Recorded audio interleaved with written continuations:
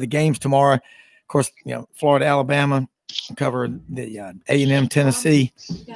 Okay. All right, here we go.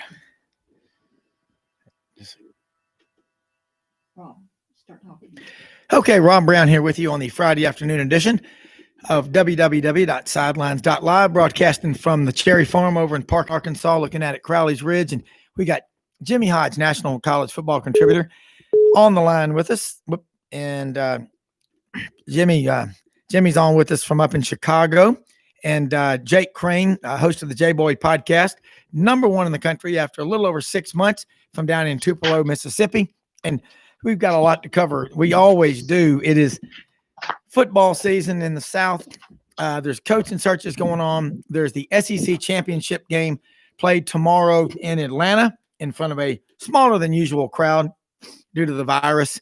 And hopefully next year we're going to be back with a standing room only crowd. But we're going to be joined during the show by Zach Taylor from out in College Station, talking about that Texas A&M Tennessee matchup coming up in Knoxville. Also, 4 o'clock, Rodney Orr of Tyler Insider, who always has a lot to add to the show. The Alabama side going into the matchup tomorrow in Atlanta against Florida. And at 4:30, Jimmy Ott's going to be on with us from down in Baton Rouge, ESPN 104.5, who covers LSU, the Saints, college football, knows the betting lines.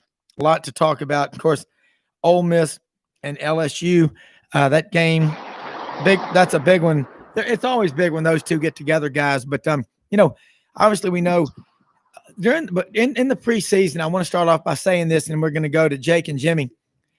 That in the preseason, we heard so much talk that no coaches would be fired because of the virus, because people couldn't afford to pay these ridiculous buyouts that coaches like Will Muschamp, Gus Malzahn at Auburn, and other coaches have. Well, I never thought that was true. I said, they'll fire him.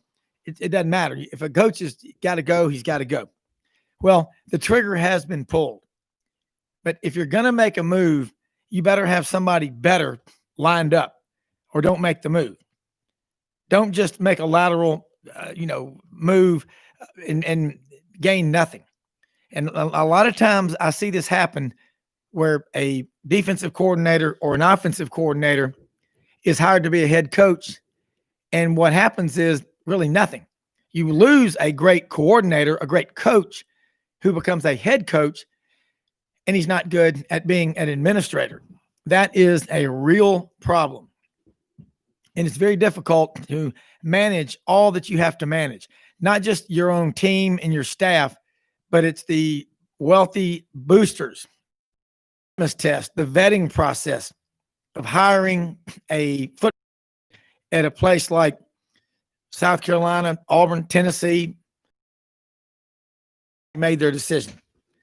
But it is a difficult process if you don't have intelligent people involved in doing the vetting. But you better know, and you better know what you want. And you better get the right fit, or you're going to pay for it for a long, long time. Let's go now.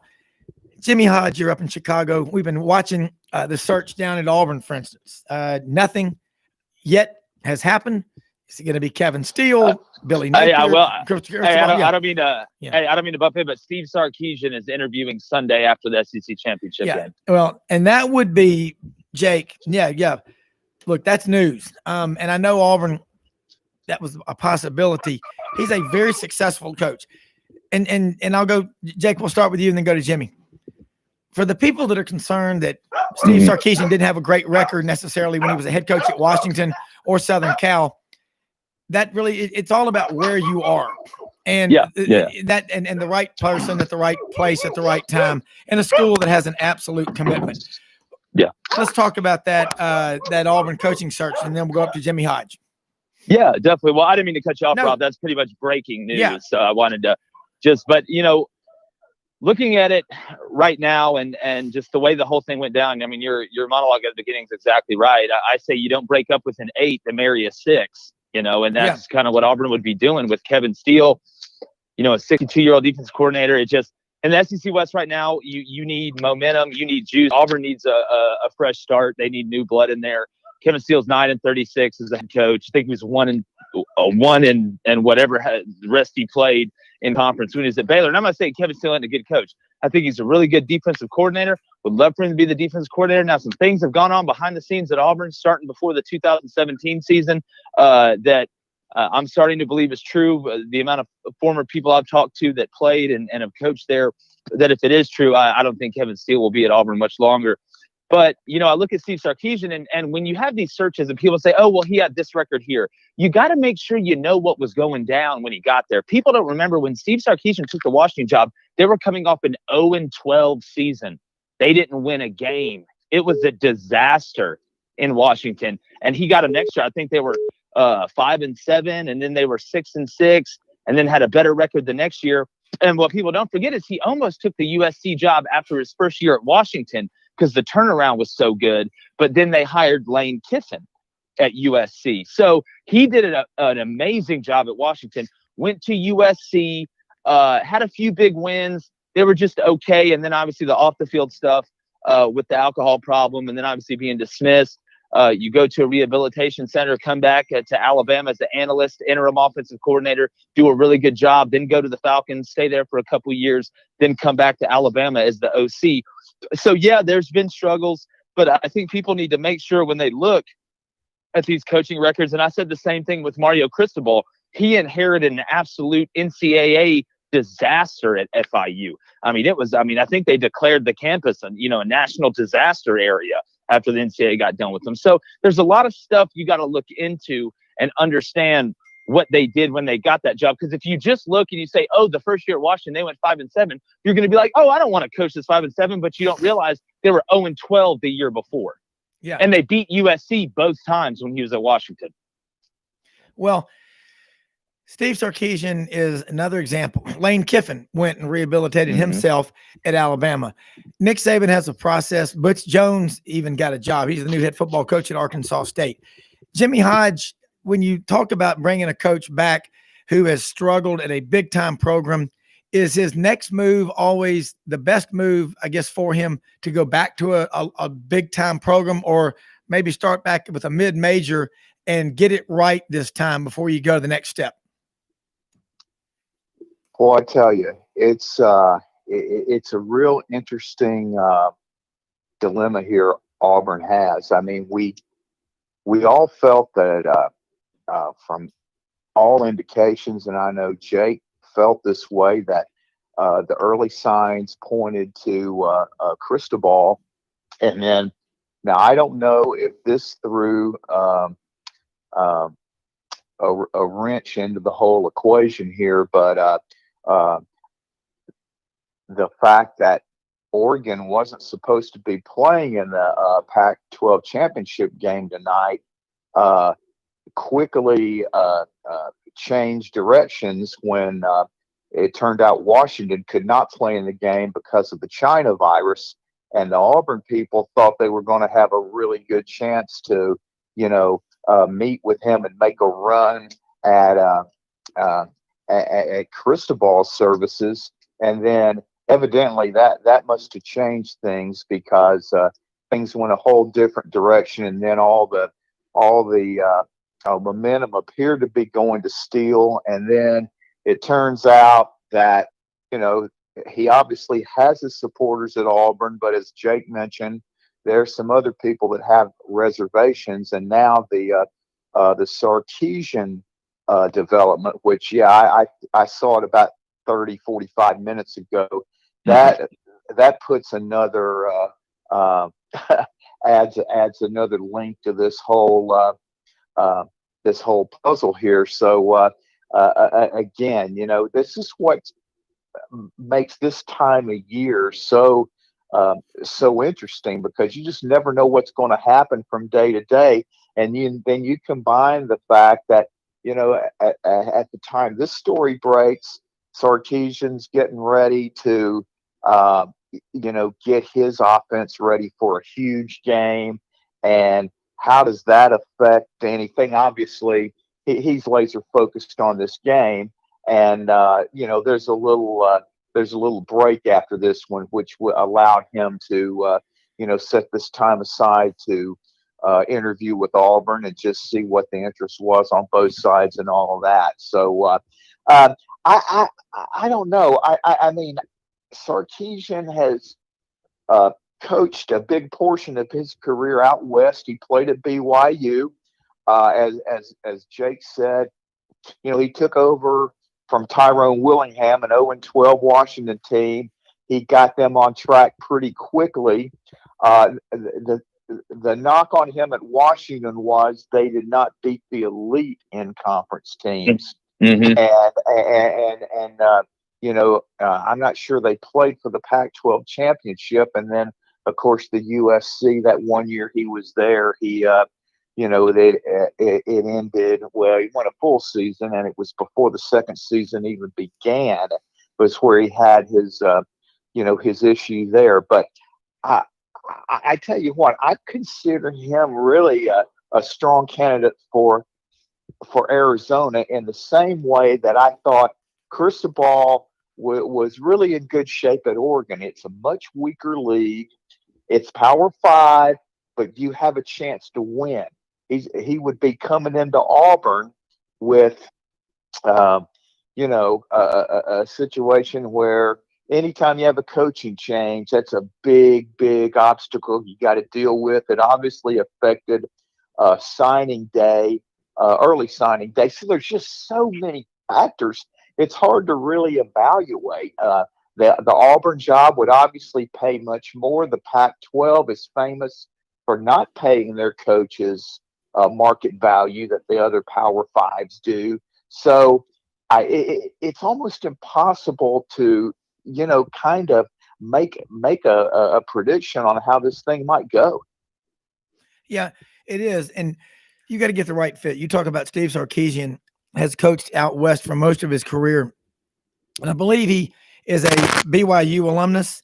Yeah. I mean, he was with the Falcons, and Bama, for a while. I mean, he's the one who helped get Tosh at Bama too, Lupoy. So I see what Jimmy's saying. I know some of these guys, Rob, and I know me and you've talked about it on here, is some of these guys get in this league and they have egos. I mean, if you're Steve Sarkisian, what's a better way to come out of the shadows than come into SEC at Auburn and start to do some things? You kind of go from a guy that was a laughingstock a couple of years ago to, a guy that could be close to the top of the mountain. And you always have that worry that, does he want to go back to the Pac-12?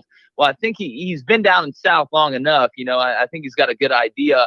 And I think Mario too, I firmly believe that this Kevin Steele deal really affected the deal with Mario Cristobal. And again, he ain't signed nothing. I mean, you can agree to all the stuff you want. He ain't signed anything yet. And I watched Nick Saban tell everybody in the world he would never be the head coach at Alabama, and then ended up being the head coach at Alabama. So I tend to take those things a little bit with a grain of salt. But I do know these guys have egos. These guys get in there and they get a taste of it. And then they realize, because again, in the SEC, I had Joey Jones on today and we talked about it. In the SEC, you coach different. The players play different.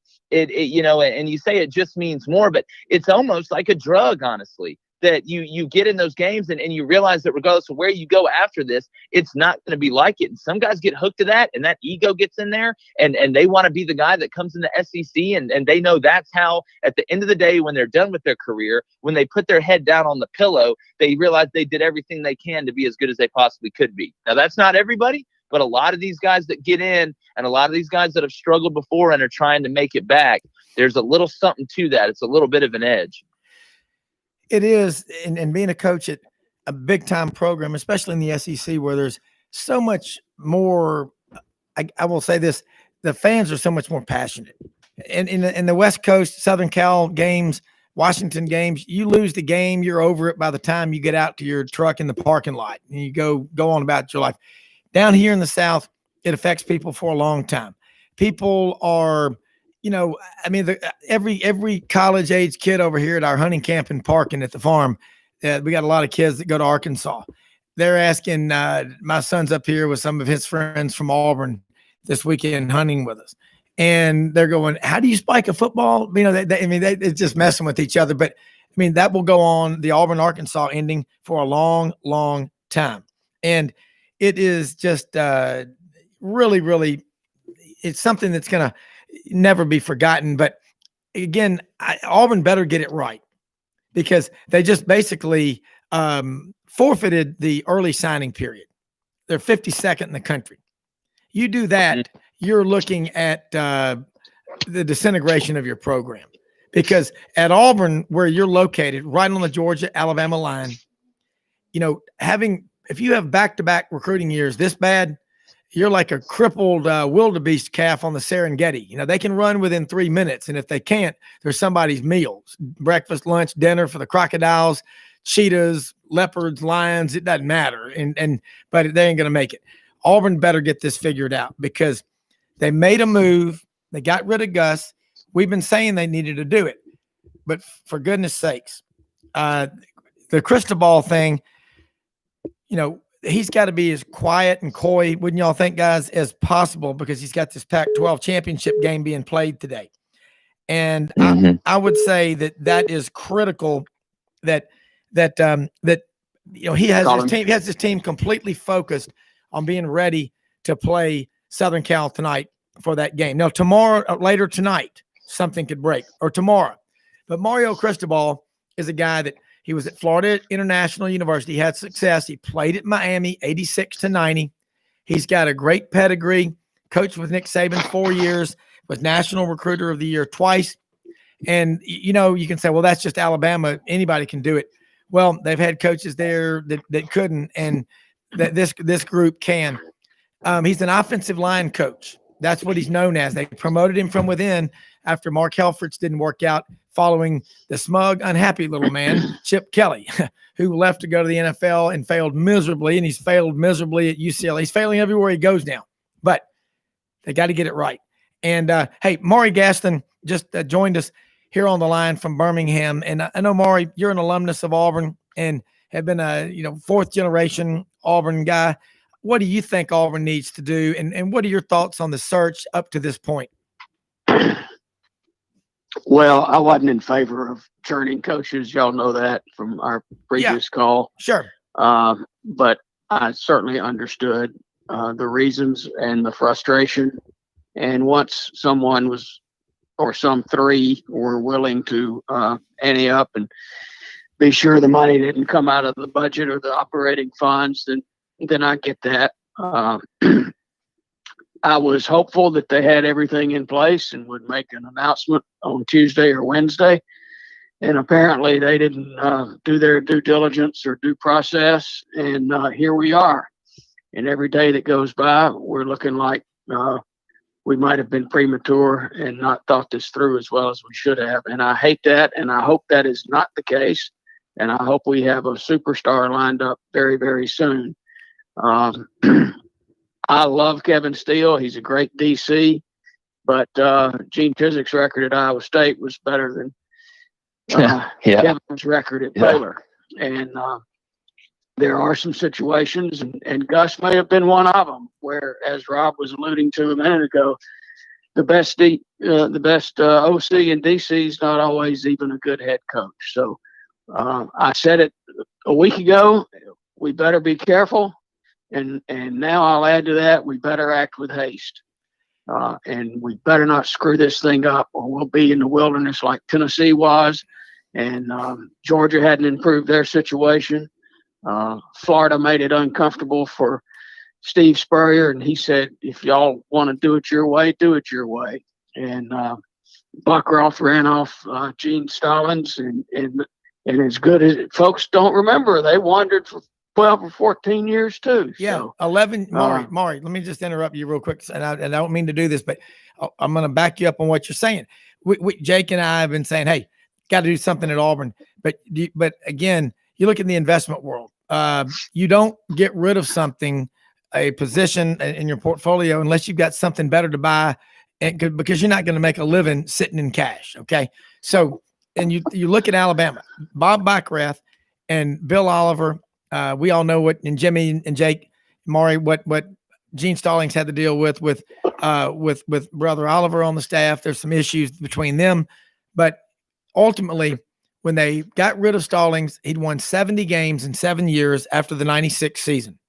Yeah. The next 11 seasons, Alabama had 8 years when they lost 5 or more games, and they played Hawaii out there in a bowl game per se, but it really wasn't. But they got to play that extra game. And bottom line, you go back and you look at the mess, 97 to 2000. I remember Alabama people jamming the fax machines in Tuscaloosa. We've got to hire Mike Dubose. He's the man. And I mean, he looked like Giggles the clown at the fair, man. I mean, out there with with lobster arms. I mean, it was a disaster. And then you had you crazy, Brown. You crazy, but I mean, it really was. And then you go back and he had the issue with it was a mess. And then Dennis Franchione for 2 years, and then the Mike Price for 3 months, and then you don't typically hire football coaches in May. So, and then they went and they hired Nick Saban, and look what they've done. But those 11 years were tough years. And Jimmy, as an Alabama fan, this, and everyone is a fan, this. So again, Tennessee, I remember it so well, December of 2008, when they forced Phil Fulmer out and they hired Kiffin. And I remember, again, I say it every time, this will be the first of many hires to replace Philip Fulmer. And schools do this. You look at, I think, was it Bill Arnsbarger or Mike Archer, guys, that LSU forced out in 1988. Okay. And you had, it was a disaster.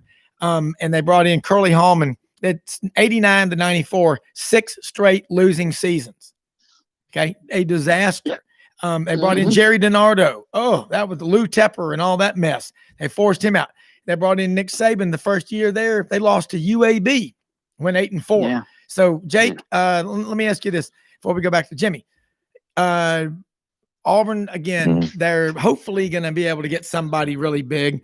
But when has Auburn hired a home run who's got an established 10, 20-year career? I don't ever remember it. Well, yeah, I mean, most of those guys aren't out there, really. I mean, and we can always go down the list of hirings and firings that didn't work. I mean, if you span 50 years, you're going to find some that are good and some that are bad. And it's always a risk. And I said this on the show. Number one, Auburn should have gotten rid of Gus Malzahn. I think that's something that, I've talked about for on-field performance.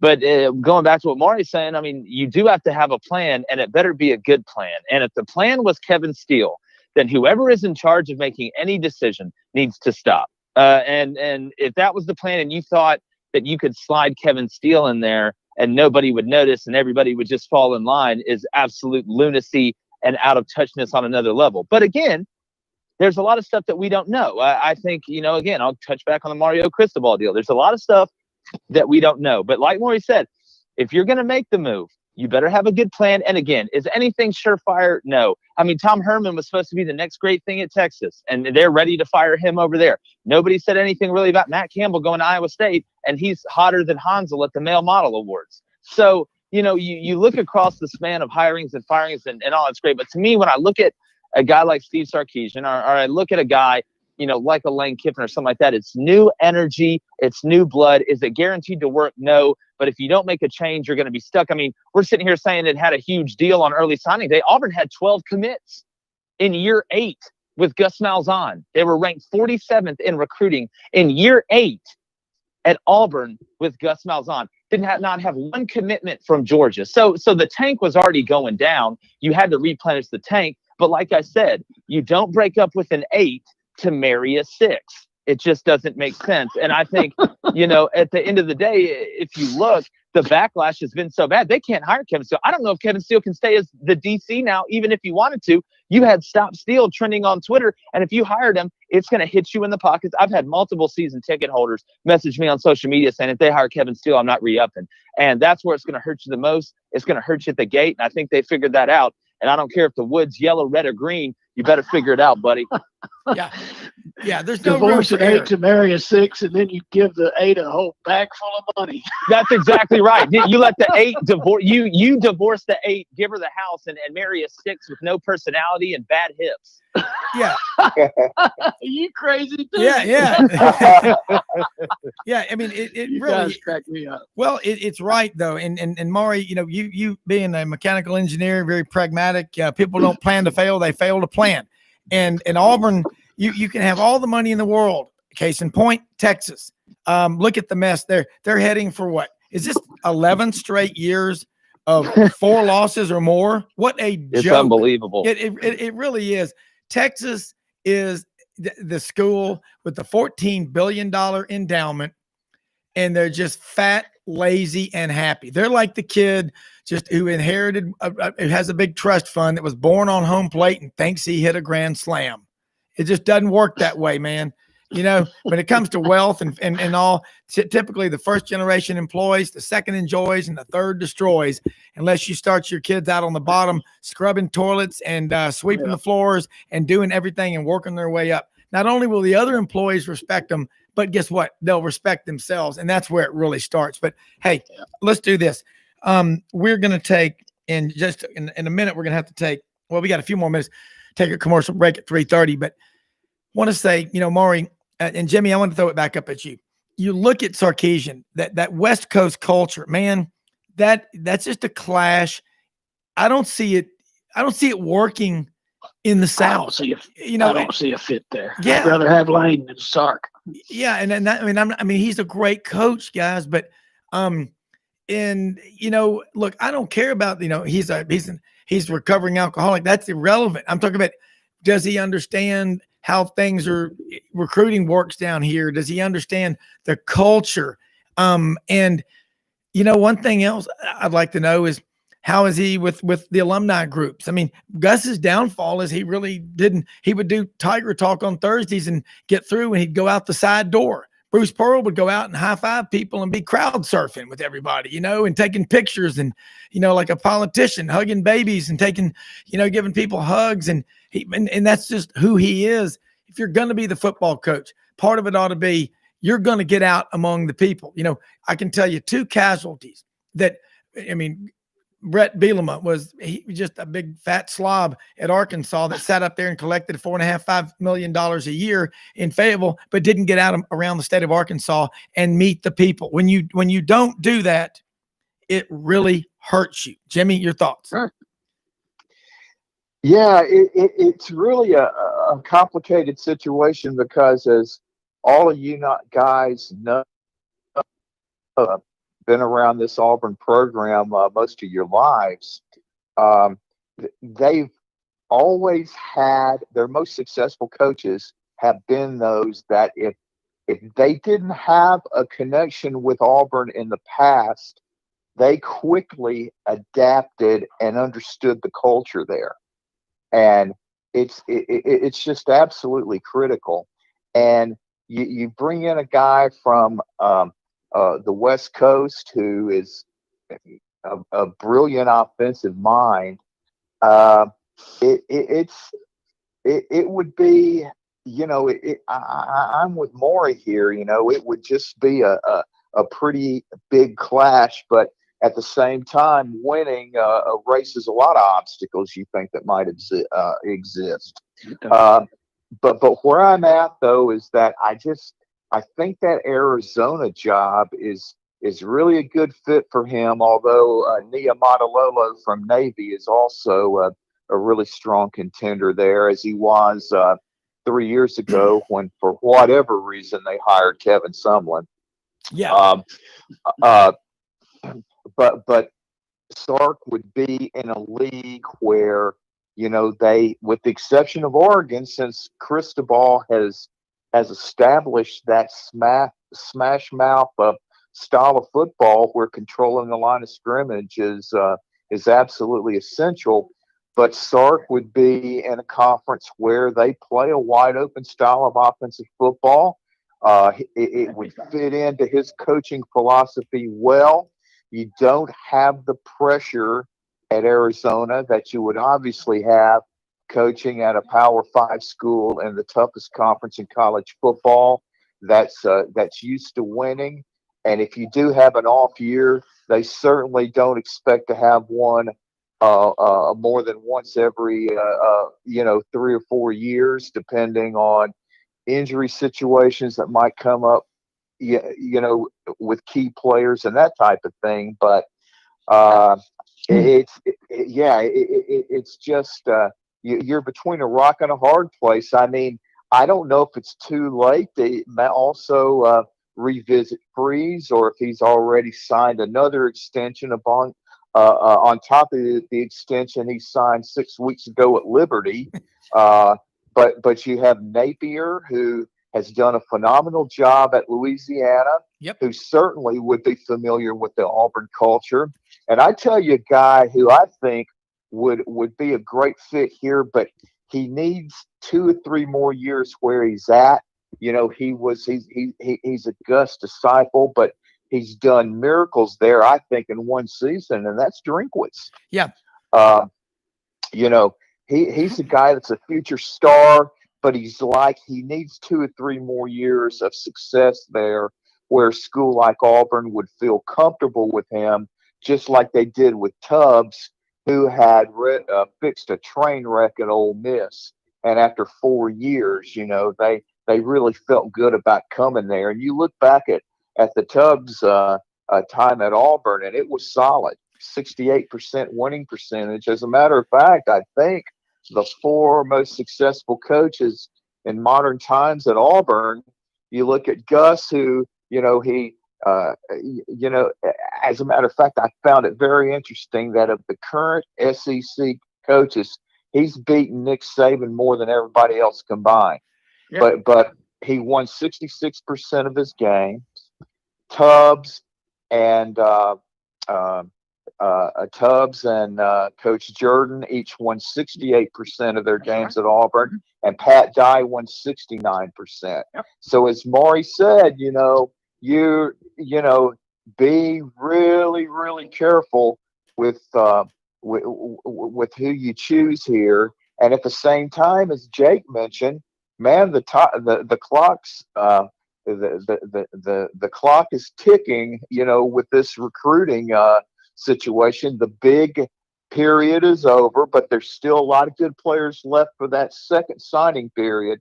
But man, you got to move quickly, and you got to move wisely. It's kind of like what John Wooden used to say. You need to be hurry. You know. Yeah. Hey, let me say this real quick, guys, and we're gonna get Justin Wynn on here from Red River Ford Toyota over in Wynn, Arkansas, and then we're gonna take a commercial break, guys, and we'll come back with y'all for a few more minutes before we have Zach Taylor joining us from out in College Station talking about the Texas A&M Tennessee game. But Justin, hey, beautiful Friday afternoon, a week from Christmas, man. Santa's got to stuff a lot of cars and trucks in his sleigh, and y'all are gonna be open tonight, all day tomorrow. It is a great time to check out Red River Ford Toyota. Tell people what's going on and what they can look for. I tell you what, Rob, man, we're having a great day here at Red River Ford Toyota and Wynn. As you said, the weather is beautiful out there. I've had probably 5 truckloads of vehicles come in today. I've got more vehicles on my lot right now than I do parking spaces. I've got this lot being expanded, but it's not ready. And I need customers to come in and take advantage of me. I need them to come in and take advantage of a car dealer for a change and let me earn their business on something they got out here. Tell people right now, you mentioned some of the deals on the F-150s, which is what I drive, an F-150. And I used it today, getting one of the kids on the in the club, got stuck on a farm road, but pulled them out really with ease. And I'm telling you what, they're worth their weight in gold. Cars, trucks, and SUVs. And what you've got right now in available in terms of inventory. I know that y'all bought the dealership October 5th, Red River Auto Group. John Dobbs Jr. from Memphis is part of it, but you've got a far reach where you can go find vehicles, but it's an easy trip, Justin, for people from Memphis, maybe 45 minutes, and it's worth the drive. Super easy trip. It's straight down Highway 64 or I-40, whichever's easiest for you. But it's a really easy trip. I'm right here. And speaking of the F-150, I mean, you're talking about the best-selling truck in America for over 30 years running. And there's a reason for that. It's because they are just phenomenal vehicles, and they get the job done. You're not going to get stuck in them, and they're just great trucks. You can't beat them. I've got 2020 sitting here that are making huge deals on. I've got 2021s rolling in that we're already making deals on.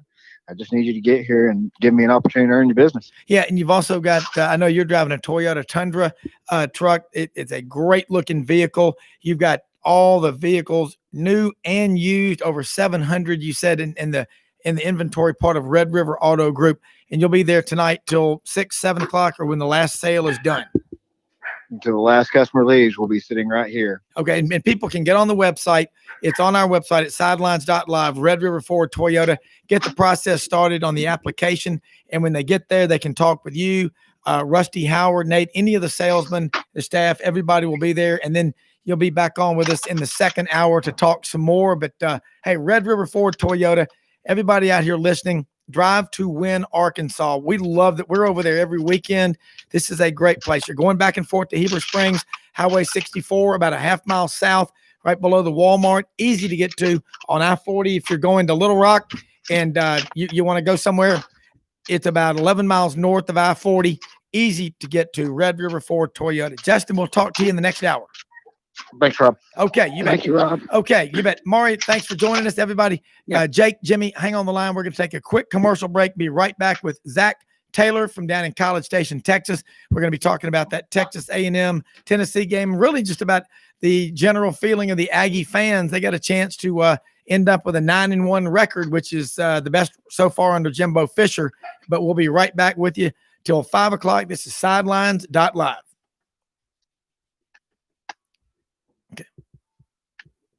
Okay, guys, I'm going to real quick call and get Zach on the line and bring him in with us, okay? So hang on.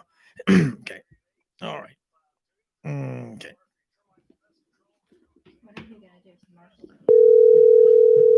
I just did Justin Wynn.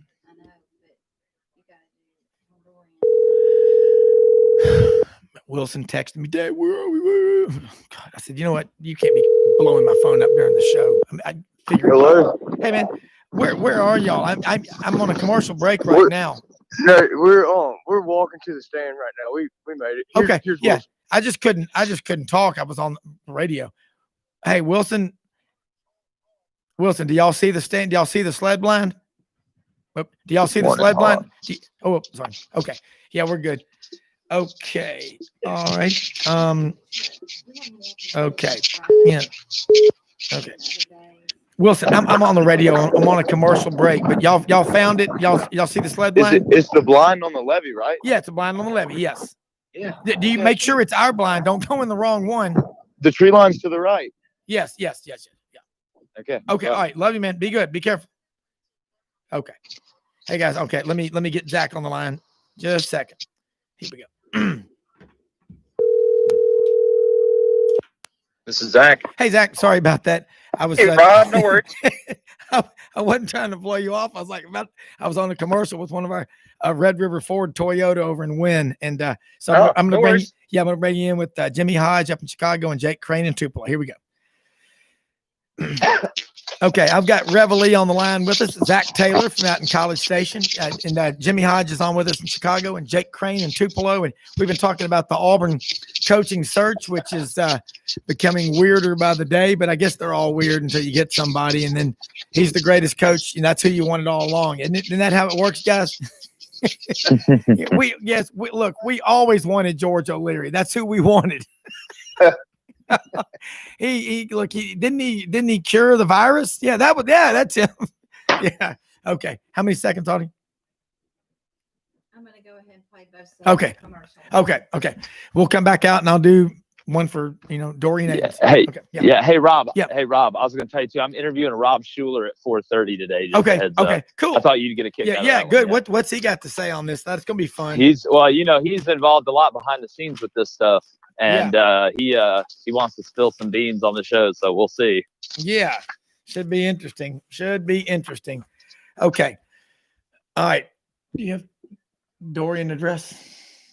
Okay. Yeah. But hey, Zach, what's the attitude of the Aggie fans out there? They hopeful they can make it to the playoffs? Yeah, I mean, they're kind of holding out hope. We'll see. I know they got a long road to hoe. So yeah. Okay. I'll do it at 4 because George is calling in at 4. Okay. All right. Yeah. Well, I mean, anything is possible in this season. I mean, you could have a team that's in the playoffs be disqualified because too many of them have the China virus. You could get positive. You got Brian Kelly saying he won't play possibly if the families can't go to the game. Are you kidding That'd me? be if they play. That'd be if they play in the Rose Bowl, because the Rose Bowl isn't going to let family members watch the games. Are you kidding me? not letting anybody in besides the team. I mean, it's just Yeah. California. Good God Almighty. Hey, Zach, we might all be moving to Texas. My wife already wants to move to Texas. I'm ready. All right. Have y'all gotten any snow? No, we had some a couple of nights ago. I'm over here at our farm at our hunting camp in Park in Arkansas. Man, it's gorgeous. We've been out hunting this morning, working, splitting firewood, and I'm looking at Crowley's Ridge, and we got the fire's been going like I've been over here 9 straight days. It's like, I mean, we can't go in the office. We're living remote, man. We're living La Vida. Ready? Yeah. Okay. 10 seconds. Yeah. Hey, this might have been the year for. Okay, here we go. Here we go. Okay. Okay, Rob Brown back here with you. www.sidelines.live, the Friday afternoon podcast.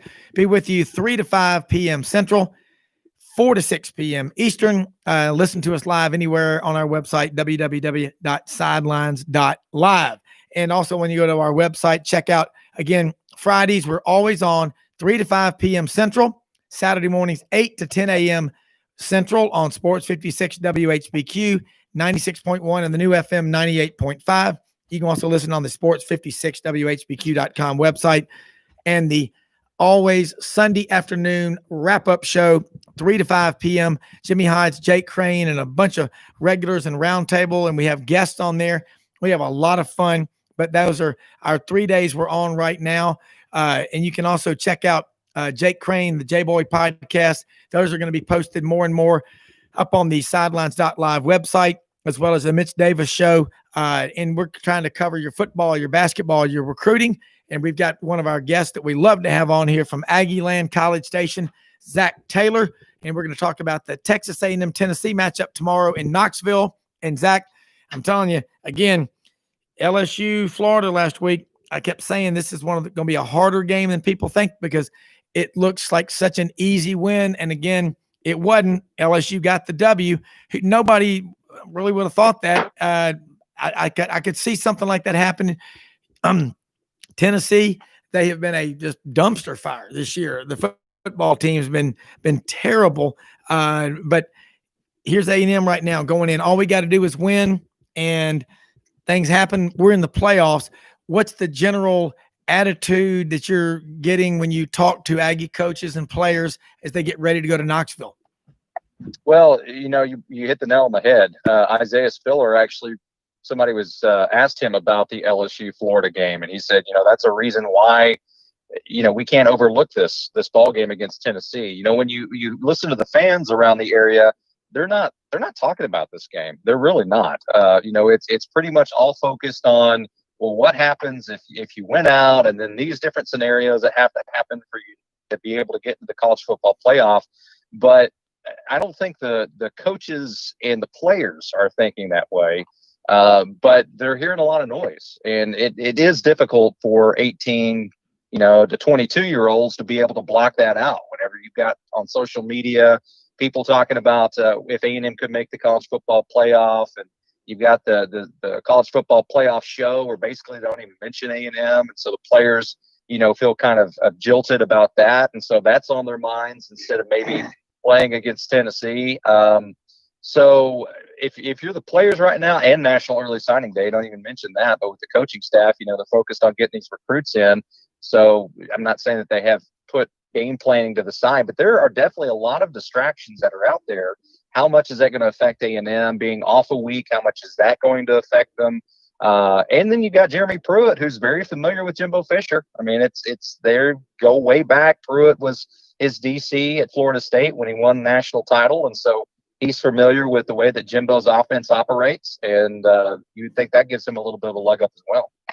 Well, he is familiar with it. And Jeremy Pruitt, this has been a weird season for them. When he fired Jimmy Brumbaugh on the field during the Kentucky game, they went on a 5 or 6 game losing streak.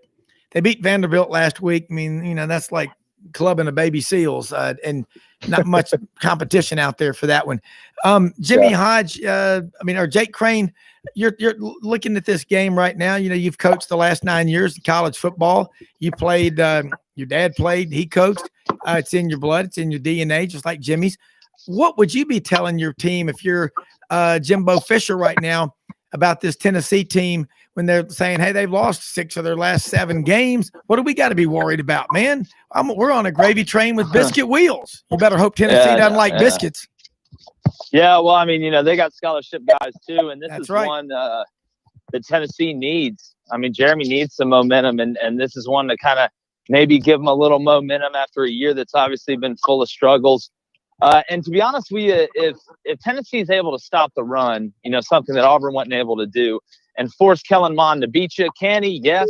But I think that's the risk that you take, and you make him do it. And you never know. Does he have a bad day? Does he have a day like he had against LSU that keeps you in the game at home? So, I just think A&M's so much more superior than Tennessee is up front. And even with the personnel Tennessee has on their offensive line, they have some good players, but they haven't been playing very well.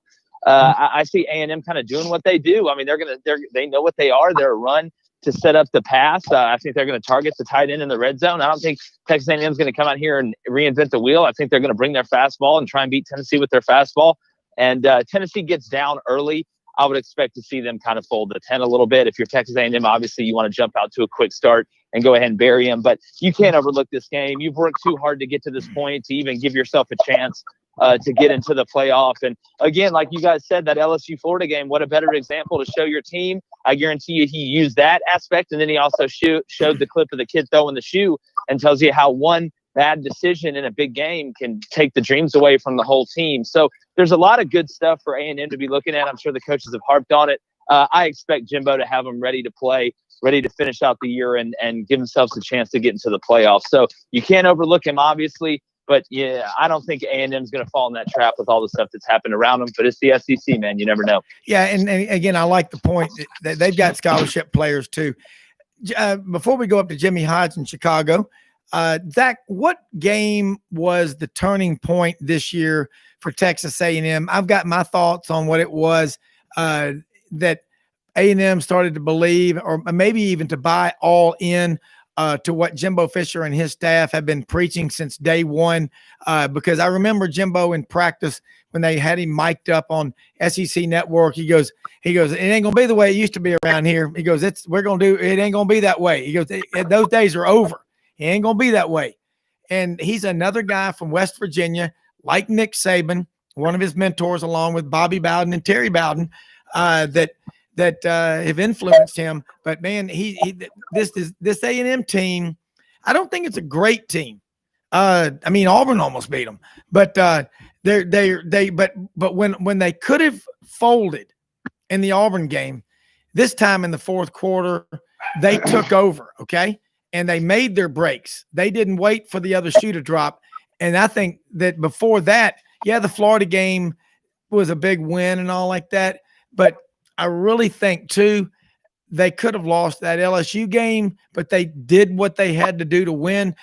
I just think A&M is getting to the point now where they're finding excuses to win. Not a great team, but they're heading in the right direction. Zach, just reply to that real quick, and then we'll go to Jimmy Hodge.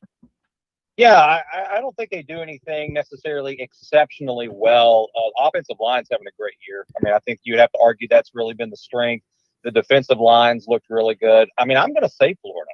I think Florida was the turning point when you had a team that was highly ranked coming into your house. A&M under the last regime with Kevin Sumlin really had not protected home field very well. And just to have that kind of marquee win, which up until now is still their marquee win, and to be able to pull that out against the Heisman hopeful, at that time was the front runner in Kyle Trask, and to get that victory, I think that really was the turning point, and you were coming off the Bama loss at that point, and a lot of people are saying, well, this team is vastly overrated.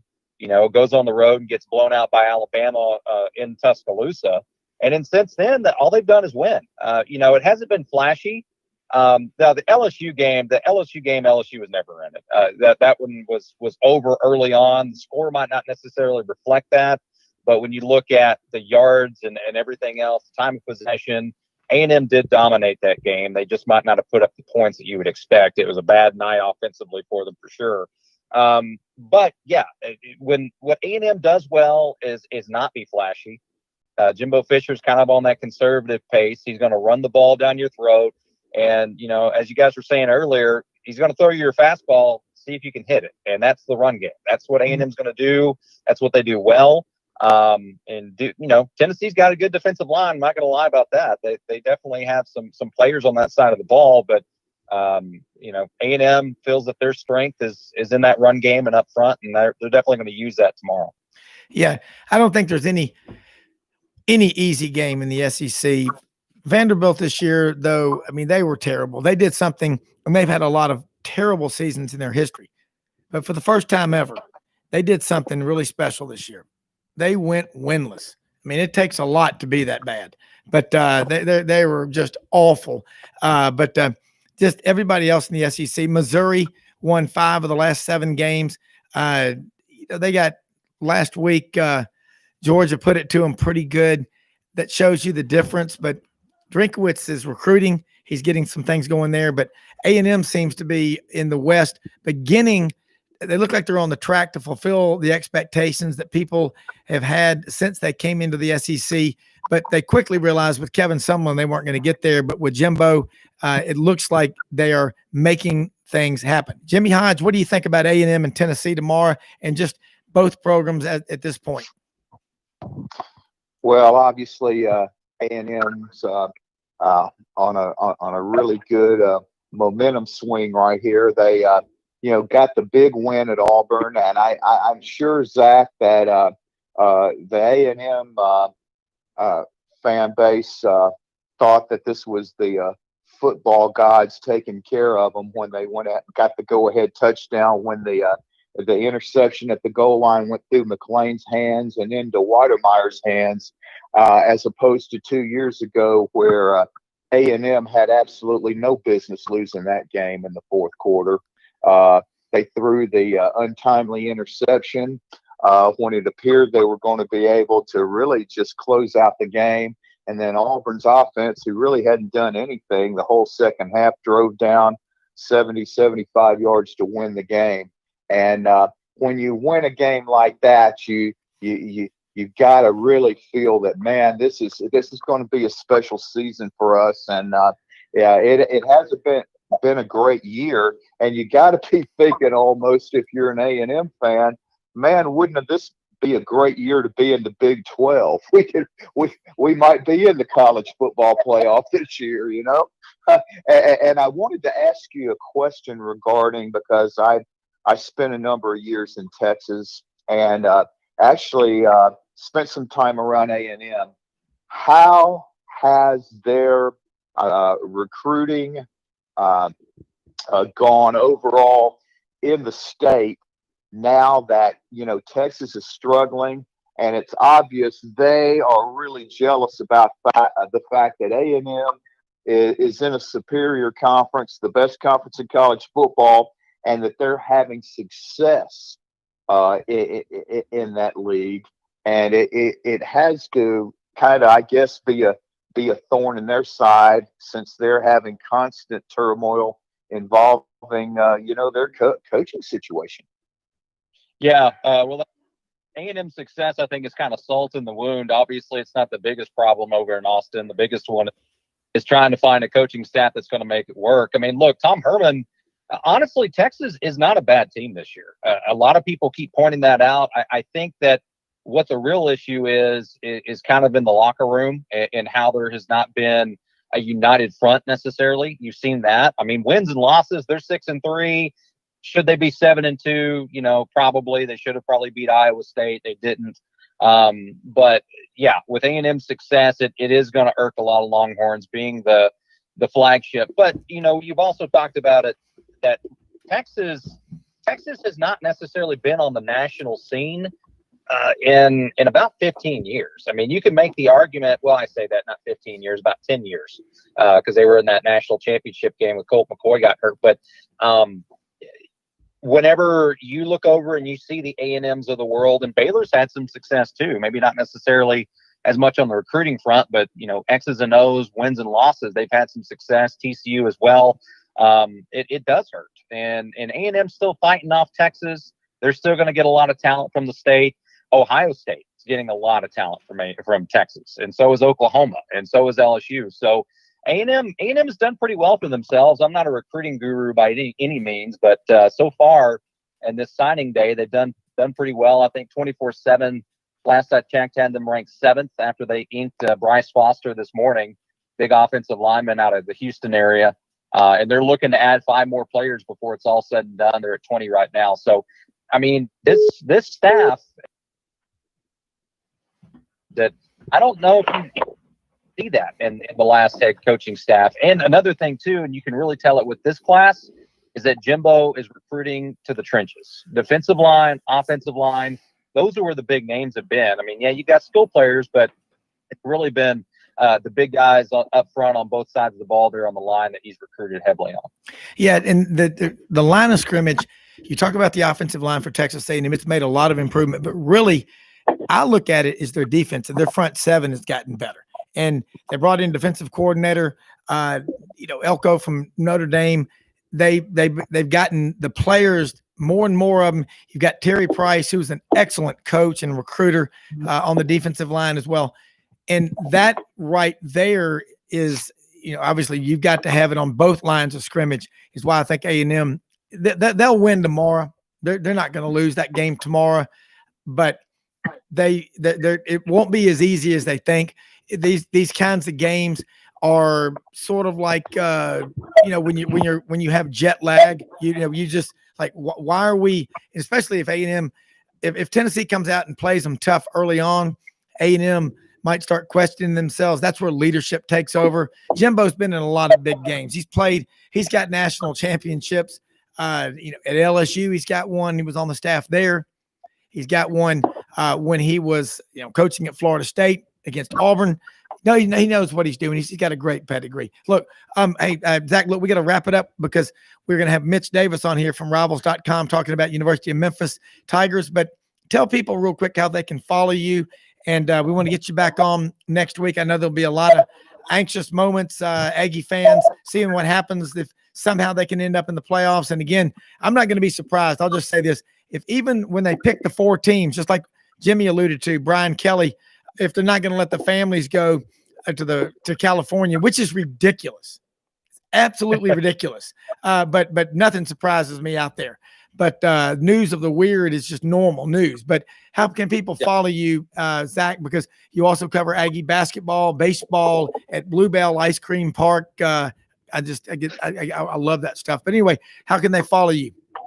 Yeah, absolutely. At Zach Taylor Sports, my Twitter handle.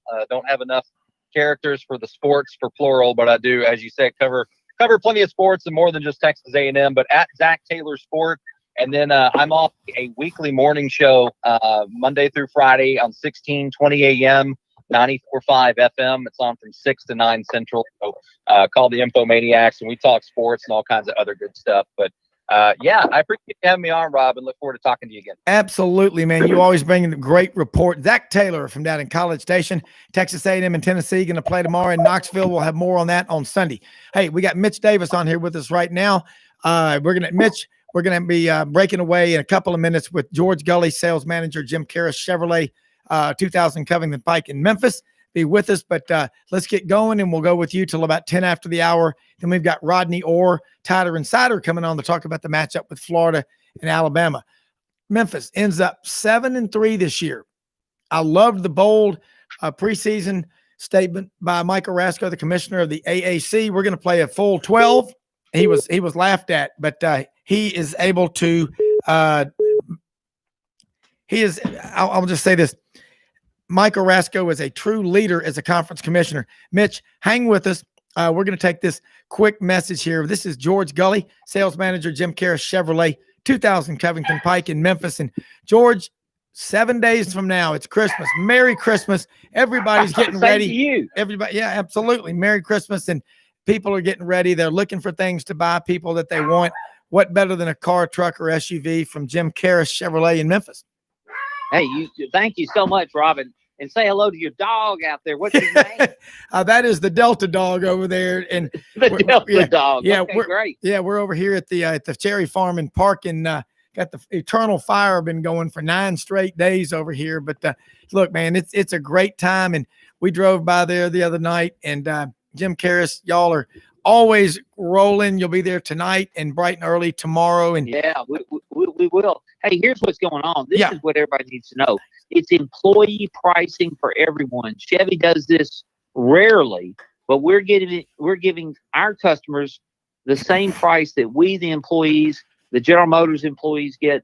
So it doesn't get any better than that. And then you can combine that with low interest financing, even the rebates. And we're talking about big savings.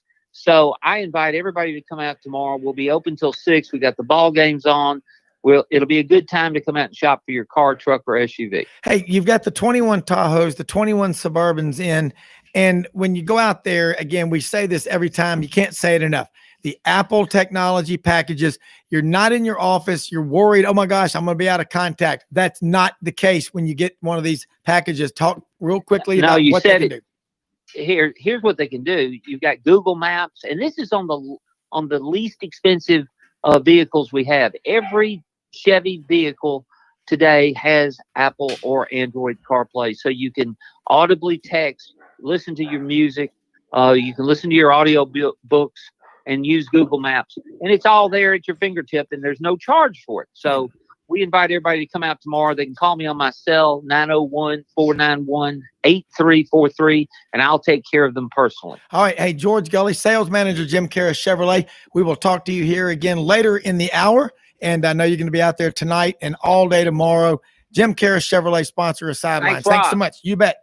Mitch Davis, let's talk real quick. Again, Tigers end up 7-3 in the first year under Ryan Silverfield. What kind of a grade do you give him? And then we're going to bounce this around with Jake and Jimmy. But his first year following Mike Norvell, they go to the Cotton Bowl. But who knew they were going to have to deal with a China virus? I mean, that's a mess. And again, it's the same thing for everybody. Hey, it rained. Well, it rained on both teams. I am so dang proud to be a Memphis Tiger, Memphian right now. And I tell you what, this team, I know that they weren't the Cotton Bowl team. They weren't, win the conference type team. But this team had to fight adversity. Brady White, I know we're so hard on him, but he broke the all-time passing record in the history of Memphis football last Saturday against Houston, past Danny Wimprons-Dummer, and now he has got one more game left. So I would overall give the season a B+. I think there are some games when you look back, maybe the SMU game, Tulane game, or two games that really stick out to me, and you go, man, we should have won those games. But I tell you what, though, I'm so excited for the bowl game.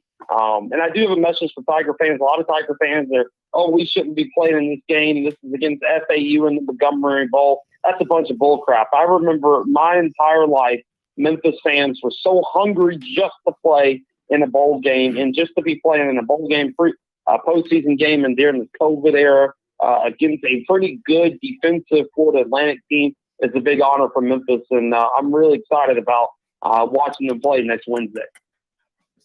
Well, let me say this. And Jake, I want to start with you. When you look at Ryan Silverfield the first year, you hear a lot of people say, oh, he's a player's coach. Jake, what does that mean to you? Well, I mean, number one, I think in your first year, during a year with COVID-19 and a unprecedented pandemic, to go 7-3 is pretty good, especially with the teams that they play. I mean, it's not a walk in the park over there anymore. But I mean, a player's coach, is a guy that you feel like you can talk to about stuff more than football, a guy that you think really knows you. Maybe, and people always think it's the younger guy, and a lot of times it is because he's more hip to obviously the culture and stuff like that. But a lot of it comes down to trust and being able to be serious when you need to be serious, be able to be able to joke when you need to be able to joke, and kind of understand, that they are kids and that there is a little bit of a leash. But just because you're a player's coach doesn't mean you can't be a disciplinarian too. Like Nick Saban's a player's coach. A lot of people don't realize that until you're a player that's getting recruited by him or you play for him and you realize that, hey man, this guy's famous. He's coached a lot of guys, but he actually cares about me. He knows who I am. He knows what makes me laugh. He knows what makes me cry, and he wants to push me. And to me, that's what a player's coach is. And every coach strives to be a player's coach. And there's a difference between being a player's coach and babying someone. Sometimes people kind of lay too far on the other side. I don't think that's a player's coach. I think that's a player pretending to be a coach. But at the end of the day, I mean, I think it's a compliment to be a player's coach. Yeah, and I think there's a lot of confusion and how people interpret the meaning of players coach, but I think that's exactly the definition I would think of. It's not just someone that tries to be their friend. I mean, it's you're going to be tough on them, but at the end of the day, they know that you care about them, or otherwise you wouldn't be so darn tough on them. That's what it really boils down to. Real quick, before we go to Jimmy Hodge up in Chicago, Mitch, the Tiger recruiting right now, and this recruiting class, we've got the early signing period right now. We'll do it again the first Wednesday in, as they say down in the South, February. Talk about that Memphis football recruiting class. And if you don't have all your notes right now, I know you've been running around like a one-legged man in a kick fight today. But tell us about this recruiting class and what you think, and we'll go up to Jimmy. Yeah, so I actually have my laptop pulled up right now, and my boss, Ryan Moss, just published another article about recruiting class. I'm really excited about Royce White, who is an offensive lineman. He committed to Memphis over Georgia Tech and Tennessee. A 3-star, could have been a 4-star. Some sites had him at 4-star. Rivals had him at 3-star. This guy can flat out play. And what's so good is we got him out of the state of Georgia, out of East Georgia, right around Knoxville, right around Atlanta, Athens area, and got him to come to the University of Memphis. And he can play both sides of the ball. McCaleb Pound is another guy from Byhalia, Mississippi. He decommitted from Ole Miss 2 days before signing day and ended up at the University of Memphis. He's a 3-star. This is a big-time offensive tackle get for the Tigers. This guy, like I said, he's out of Byhalia, Mississippi. Took him right out of the hands of the Ole Miss Rebels and Lane Kiffin. J.P. Martin, another guy out of Houston, another 3-star. This is probably the most impressive Memphis recruiting class they've had in a very long time, especially when you consider all the offensive line help they've got coming in and 2 or 3 guys that are expected to play right away, you know. All right, let me ask you, Jimmy Hodge, you can give this perspective. You played in Louisiana Monroe college football and baseball. You finished at UT Chattanooga. You know, not Auburn, Alabama, LSU level, but pretty darn good. And all the kids that were there on your team thought they were really good, and they knew they were, or they wouldn't have been there anyway. But can you kind of give us a little perspective quickly before we let Mitch go and get ready for Rodney on how those guys that come into Memphis and maybe they were ignored by the in-state schools, they've got a lot to prove, and that seems to carry them very far. And I look at it over and over. You get those guys to believe in what they're doing. It's a team full of 70%ers that give 100 versus a team full of 100s that give you 60.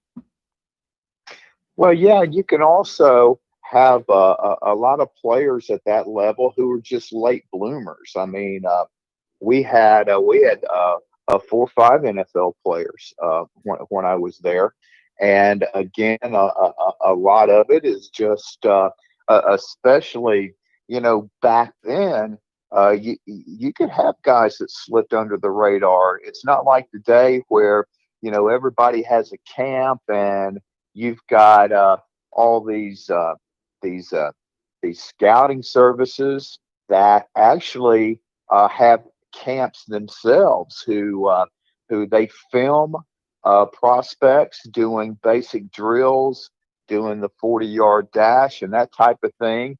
And they send the footage of a lot of these players out to schools all over the country, in which these schools can, even though they see the tail of the tape on a lot of these players, let's say a kid's 6'2", 230, but you're able to tell, you know, if he's, you know, big boned, stocky, long and lanky, you know, that type of thing. So it's a lot more sophisticated now, but I think the AAC is just an outstanding conference. I would argue right now it's better than the Pac-12. Yeah. Amen, Jimmy. Amen, Jimmy. Preach, brother. Yeah, I mean, there's just a lot of good football players. I mean, you look at the years and that South Florida's had in the last 5 or 6 years. You know, they went from 0-12. Scott Frost turned that thing around in 2 years. Heupel's done a really solid job there.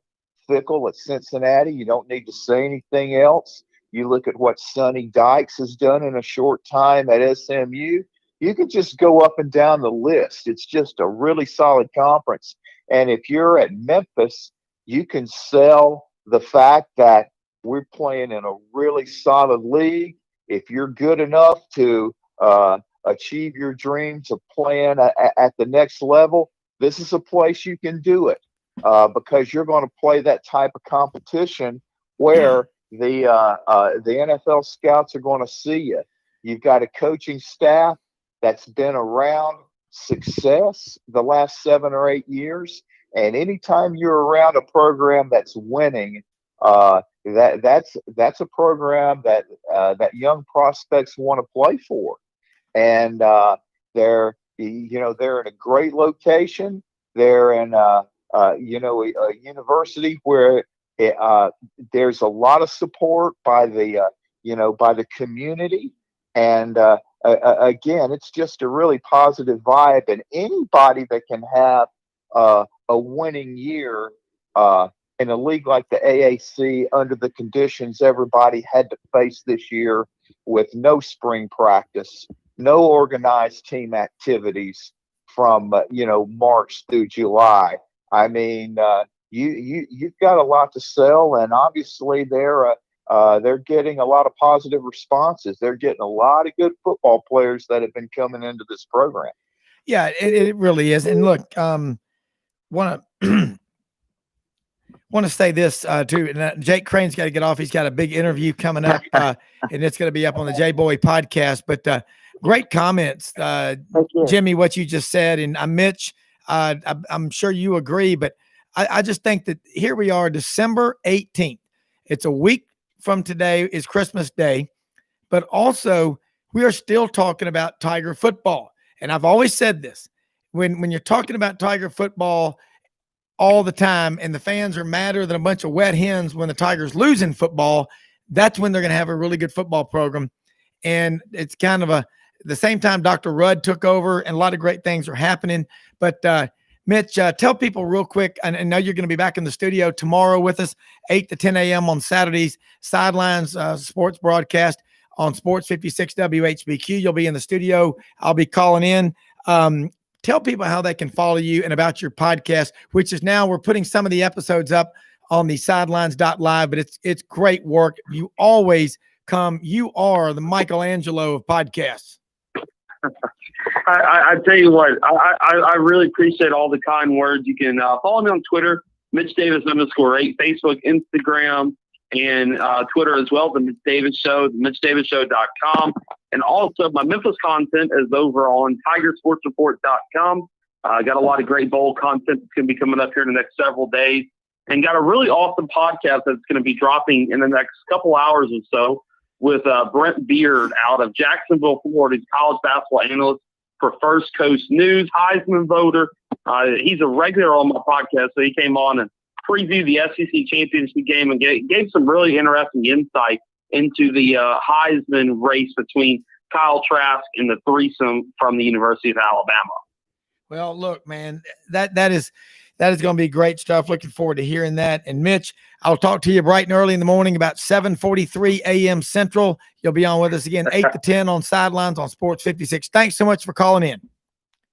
Let's roll. Put Cincinnati in the playoffs, baby. Go Tigers. All right, go Tigers. Hey, real quick, before we go to Rodney Orr of Tider Insider, I want to say something about a Memphis Tiger himself, Tom Dorian, the Dorian Agency. Look, my wife and I are like most couples in America. We're tired of hearing about the virus, but we are really tired. We don't want to, nobody wants to talk about insurance. It's typical. No, people don't, but you got to have it. Tom Dorian, I've known since 1978. When you talk with Tom at the Dorian Agency, it's like having a conversation with an old friend. Tom is a great listener, and you're needing life insurance, car, homeowners, property and casualty. Tom Dorian and the Dorian Group can fit you with what you need. You should give him a call at 901-328-5858. Look him up on our website, outsidelines.live. You'll see the Dorian Agency. They're at 6240 Poplar Avenue in East Memphis. Tom, father of 5, Great man. Again, I've known him for 42 years. Easy to talk to. And if you're like most Americans, you might go years between making a claim on your property and casualty, on homeowners, whatever. They have a program that can return up to 25% of your premiums. Find all that out when you give Tom Dorian a call at the Dorian Agency, 6240 Poplar Avenue. Again, that's 901-328-5858. All right. Rodney Orr, big one tomorrow in Atlanta, Florida, is going to be playing Alabama for the 78th time, I think, since we've had the SEC matchups. But last week, Florida took a hit. I don't think they were expecting it. We talked about it on the show. Those games that you think are going to be so easy never are, especially when you're playing a team as talented as LSU. Not a great team by any means. But they went in there and they got it together enough to beat Florida.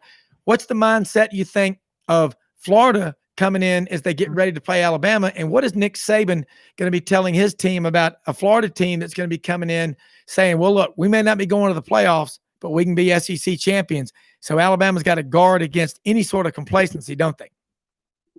Well, I think all he has to do is use the Florida LSU game and kind of show them what can happen. When you're playing a talented team in the SEC, as you pointed out, now LSU hasn't had a great season, but they've recruited a lot of talent. I mean, they're still a very talented team. There's a lot of reasons why, inexperience and various other things that LSU's not had the kind of season that they normally would hope for.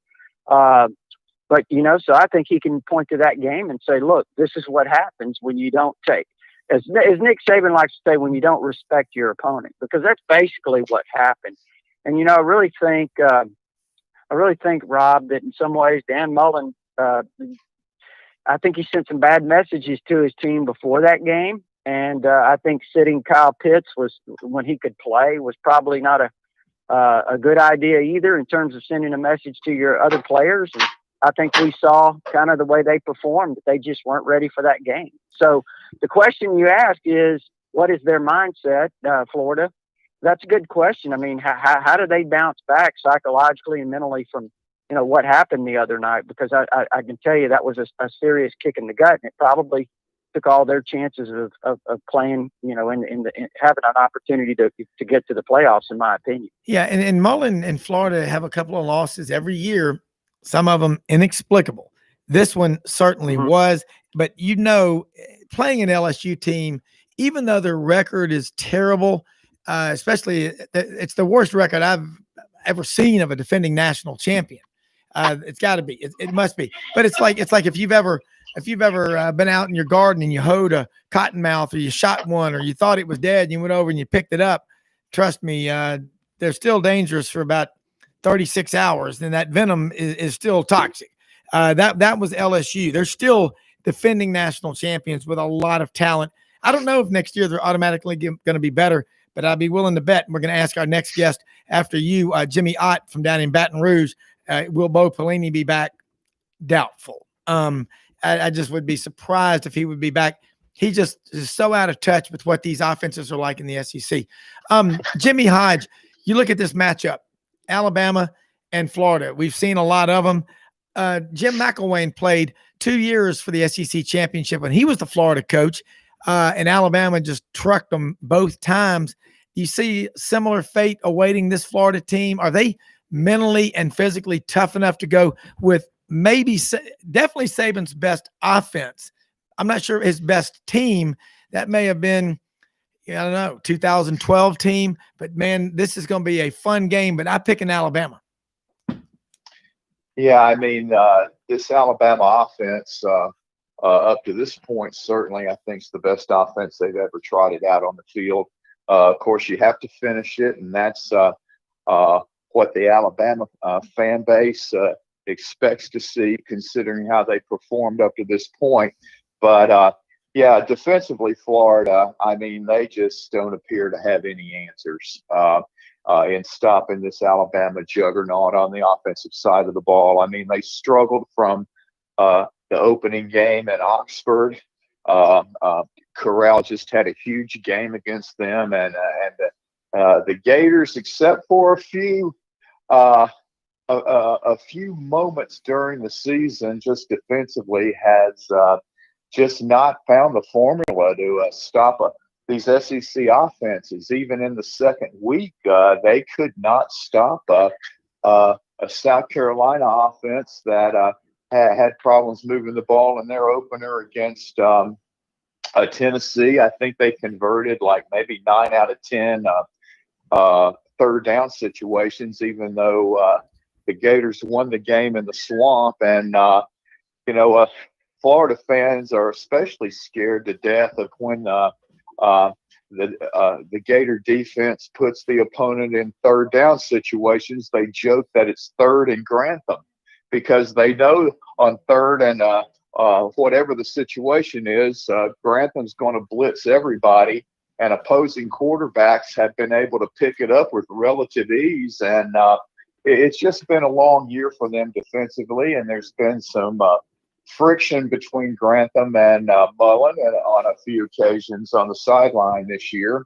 But now offensively, that's a big difference between the McElwain teams that made it to the SEC championship game. I mean, the Gators had no quarterback play back then.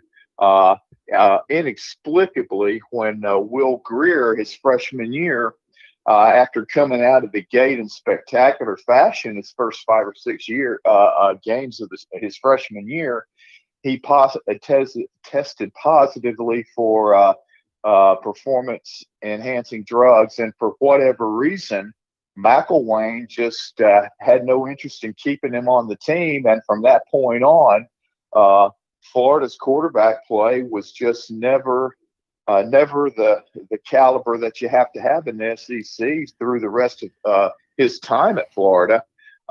So you're seeing, obviously, an outstanding quarterback in Trask, an NFL quarterback, certainly.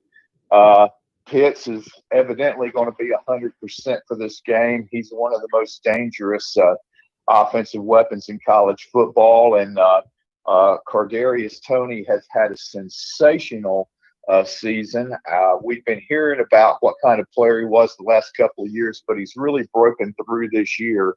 Although the Gators have no running game whatsoever to speak of, Bama really needs to be focused on Pitts. I'm sure they have in their game plan various ways of trying to contain him, and they're going to be mixing up their looks and their coverages, and also they're going to be very aware of Toney.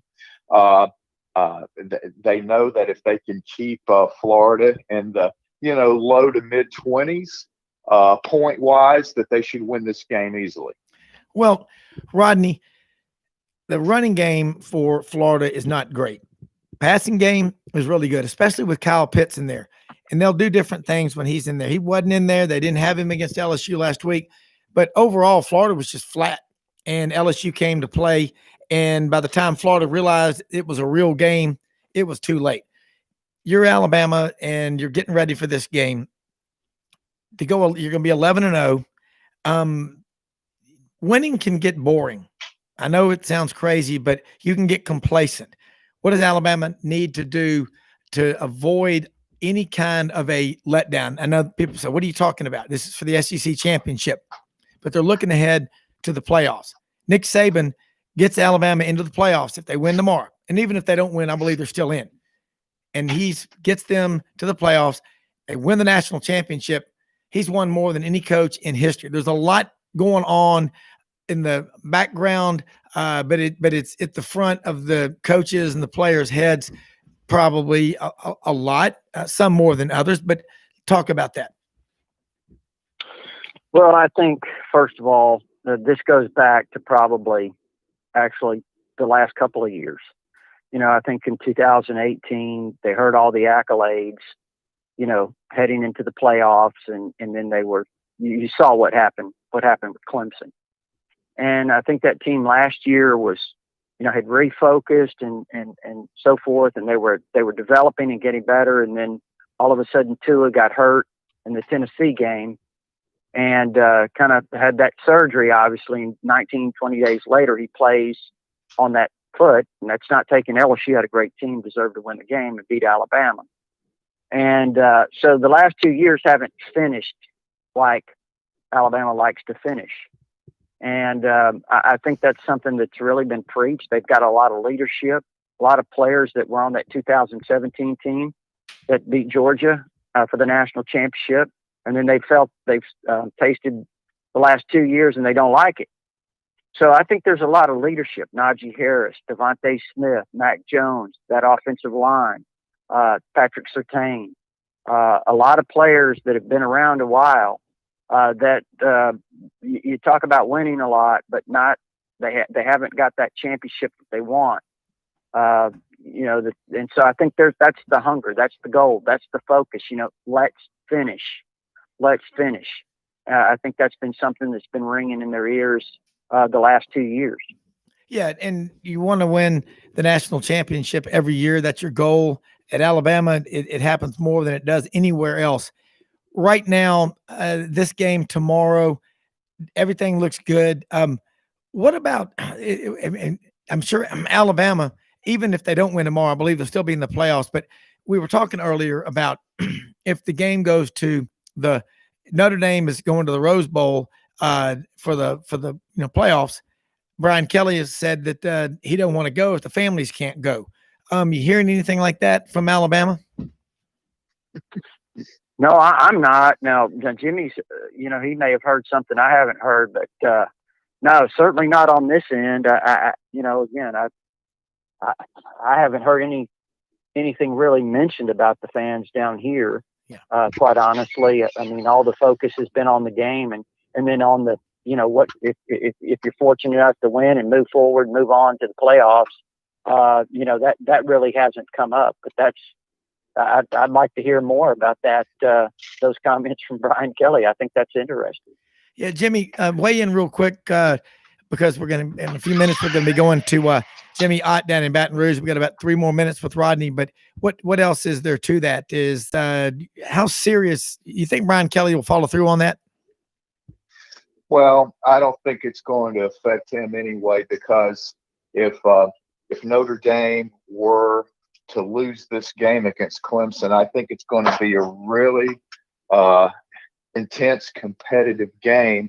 But if they were to lose, and as weird as this sounds, I think they would drop down to the number 4 spot, although they should only drop down to 3 at the most.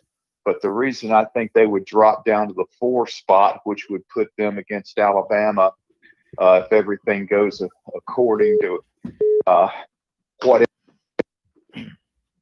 would be playing Bama in New Orleans anyway, and that would be, I think, the 20%, maybe 25% capacity crowd if Notre Dame's playing in the Dome.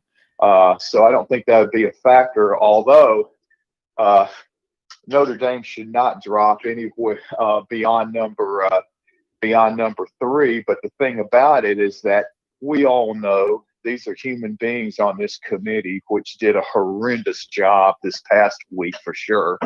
But there is no way on earth they're going to have Notre Dame and Clemson playing for a third time unless it's for the national championship, much less 10 days apart, 2.5 weeks apart. I mean, and that's going to even make people more irate, because a lot of people don't think Ohio State should be in the playoffs anyway, playing just 5 games coming into, they didn't even meet their conference standard going into the championship game. And can you imagine if they move up to number 3 just so the committee won't have to have Clemson and Notre Dame playing for a third time? I mean, it would be the whole thing's just bizarre. But no, but now if Notre Dame does win, first of all, Clemson's going to be out, and Notre Dame would be playing in California. So it's something they would have to deal with. But I mean, this is California. You've got a governor who's a total kook. The 49ers are playing 2 of their home games in Arizona because of these crowd restrictions, and they're not even practicing at their training camp, in the Bay Area. So, there's anything's possible. But if Notre Dame's in the playoff, I think They'll work it out. And I mean, I don't. How can you not allow 30 or 40 people, parents of both teams, 100 people total, probably maybe 150 to go to a game of that importance? It's just crazy, but we'll just have to wait and see. I mean, in California, you never know how they roll. You're right. Hey, look, hold on, everybody. Rodney Orr, stay with us. We've got Justin Wynn, General Manager, Red River Ford Toyota over in Wynn, Arkansas, on with us. And 7 days from Christmas, they're going to be there all night, all day tomorrow at Red River Ford in Wynn, Arkansas. Justin, there's a lot going on. Fords, Toyotas, cars, trucks, SUVs, a lot to look at. What are some of the highlights? Well, some of the highlights is the fact that we are finally getting inventory in, Rob. I've been talking with you a little over a month now, about a month and a half, and inventory has been our biggest struggle. But over just the last few days, I've got truckloads of inventory in. My lot's about to be full out here. And along with that come great deals, deals that we've been making this whole time on what we have, and they're just going to continue to roll out it here. All right. People always get a little bit apprehensive when they go to look for a car or a truck, and they worry about it's going to take forever. You can get the process started online. Walk somebody that's listening for the first time through the process to where when they show up, they're good to go. It's really a lot of fun. So it can be really simple, Rob. You can go straight to our website, redriverfordtoyota.com, select which brand you want to go into, whether it's the Toyota side or the Ford side. All of our inventory is listed there. There's pictures of it. The prices are there. You can start the whole process with the application. We'll reach out to you and walk you through the whole thing. It'll be like baby steps. It'll be so simple. I think everybody really enjoys the process when they come here. I have yet to have someone come in and tell me they had a bad buying experience with us, and I don't foresee it happening ever. Yeah, and I noticed when I go in there, Rusty Howard's out there on the floor in complete control. You're the general manager. John Dobbs Jr. from Memphis. Everybody listening in Memphis and the Mid-South all over knows the Dobbs name. John's part of the Red River Auto Group. And what I think is really important, you talked about the service department. You've got a full service department there that can handle everything that you need. One last thing. Somebody's got a truck like a 2016, 2017 F-150 or a Tundra, and they want to trade it in. Is there a lot of demand for that? There's a huge demand for it. So with the influx of the COVID has become a shortage of new car inventory, which I was just talking about. But the other side of that, because new car inventory is short, trade-in values are up right now. There's never been a better time to bring your trade-in. Let me look at it. I'm talking these values are anywhere between 20 and 25% higher than they were at this time last year of 2019. Trade-in values are through the roof. Trades are bringing crazy money. It's a great time to bring it by. Let me look at it and make you an offer, whether it's a trade or just a buy it. I'll buy your vehicle outright. If you don't want to buy something, you're just looking to get rid of one, bring it by. I'll make you an offer there too. All right, look, it's an easy place to get to. Again, Highway 64, you're going back and forth to Heber Springs. You are about a half a mile south of Highway 64 in Wynn. If you're on Interstate 40, you're going to the Forest City exit, going over to Little Rock, go north 11 miles. At the Forest City exit, you will run right into it. Red River Ford Toyota, part of the Red River Auto Group. Great people to work with. This is Justin Wynn, the general manager. Ask for Justin. You'll see Rusty Howard, the sales manager, out on the floor. And we're going to drop by and say hello tomorrow. They got great looking T-shirts, hats. They even got the camouflage hats that a lot of our guys in our hunting club are wearing when they're out there shooting these Arkansas ducks. Justin, thanks so much. And we will talk to you tomorrow. Thank you, Rob. You bet. Okay. Rodney Orr, and it's almost like news of the weird in California. It's, again, the Niners playing 2 of their games out of state. This is so bizarre. But again, they'll work it out. Right now, Alabama, they beat Florida. They're going to be the number 1 team. They're going to be the number 1 seed. It's not even debatable. But again, do you sense anything different about Nick Saban? Is every win, he's that much closer to breaking the all-time record, 7 national championships. What rattles Nick Saban? I know, hey, he looked pretty like he was having a lot of fun. Of course, nobody was near him when he was in his living room or in his upstairs bunker when he had, did the job of the virtual coaching, which he really couldn't coach when he had the a few weeks ago. But anything different about him? You talking about now? Yeah.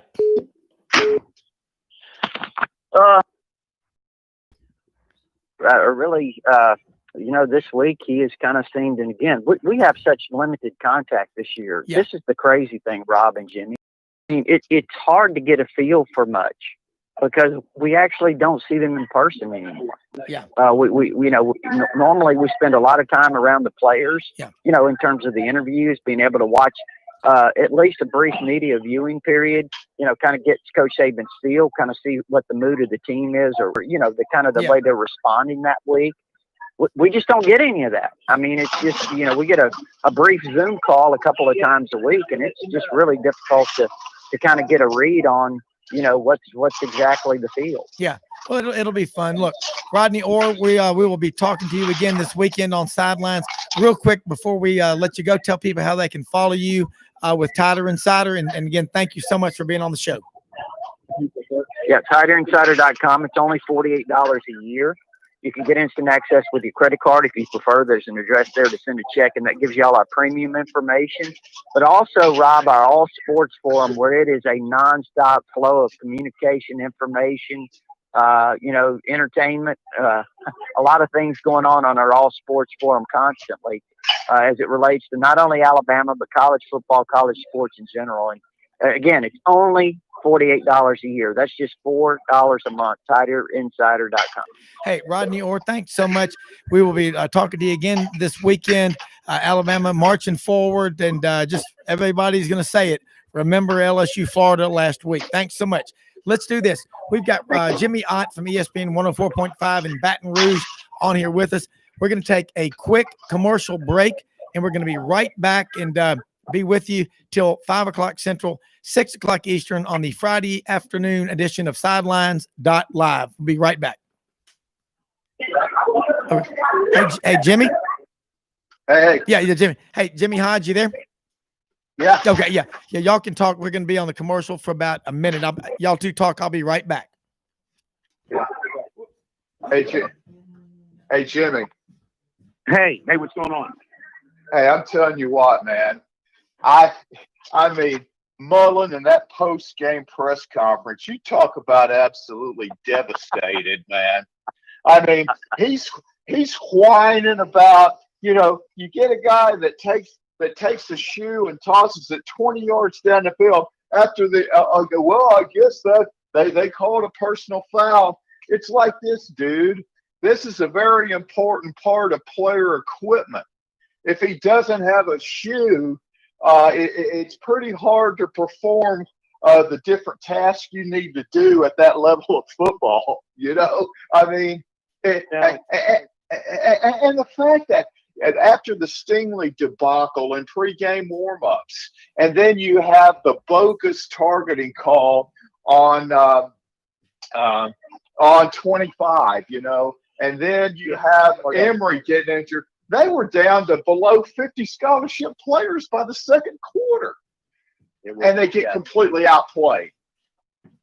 Well, you finally got some guys in there that wanted to play. And I mean, just start get after it. And some of the younger kids are getting a little bit better. You got breaks too, but I mean, just play them. Use like scrimmages and let's see. And that's what they finally did.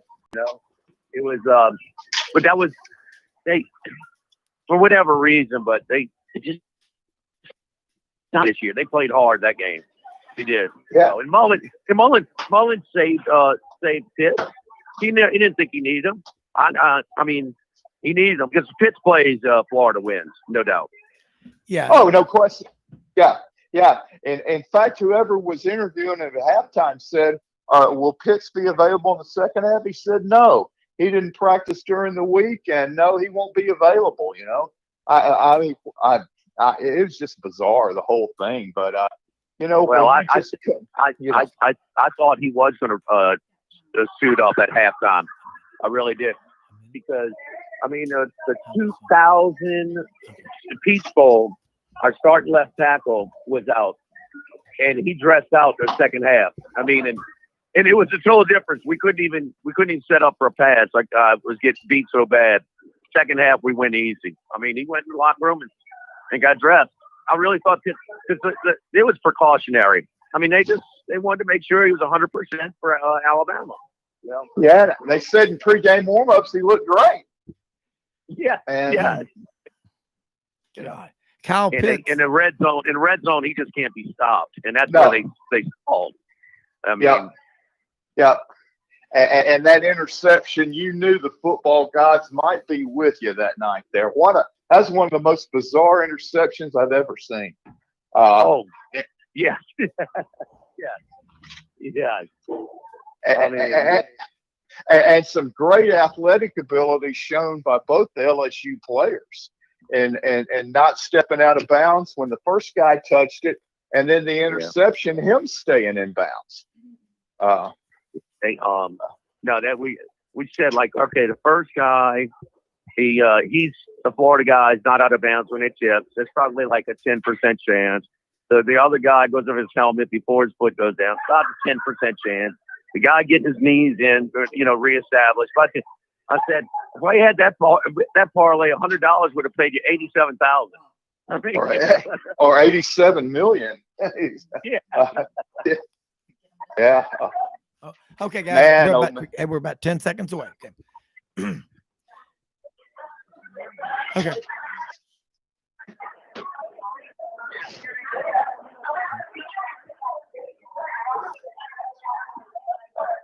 Okay, Rob Brown back here with you.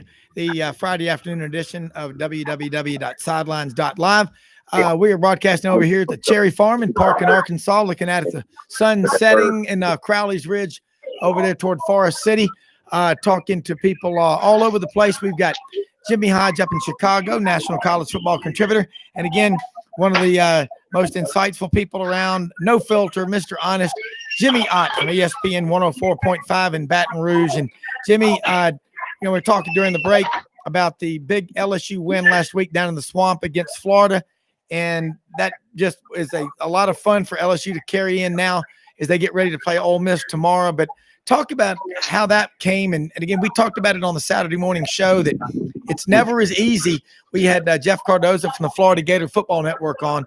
And I said, those wins, they look so easy. And typically they're the most difficult because you've got jet lag. Before you know it, you're in a fight. And a lot of times it's too late. And Florida never was able to get any kind of rhythm or momentum going in the game. LSU, that interception, Jimmy's right. It was a weird one, but it happened. And then throw in the shoe, things like that happen. But Florida LSU wouldn't let Florida play well. But get your thoughts on that game.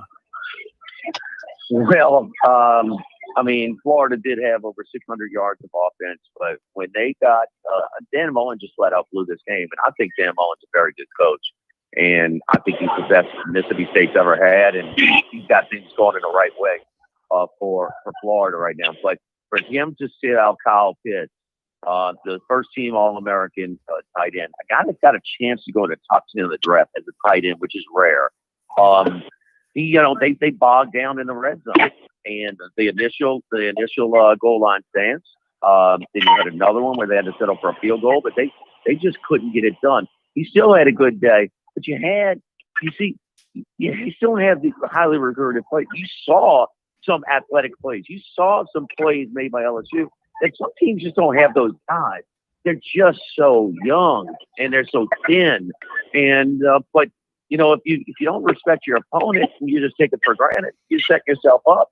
And by the point spread, two guys, I forget what year, it might have been 95. Curly Hallman went into Alabama. Alabama went undefeated the year before and was like 5-0 to start, like a 18-game winning streak.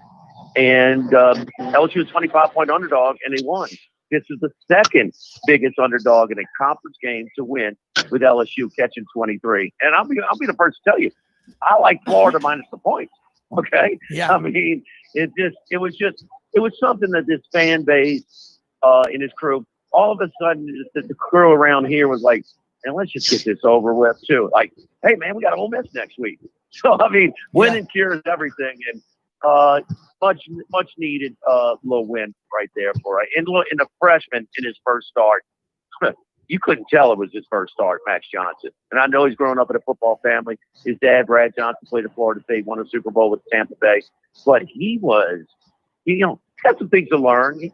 You want to use your mobility to buy time because he'll throw it instead of just running every time. He's not that guy. But no, it was a big boost them around. I mean, we have been getting beat down here, and no, it was a neat win. No significance. We're not going to any bowl game. We're not going to play for any championship. Not going to Atlanta, but at least it's like, hey, we still got some players around here to knock off a top 6 team in the country. Yeah, Jimmy Hodge, that game for a lot of people came out of nowhere, but again, that you sometimes you see those things that a game like, again, it looks like it's so easy, yet it's not.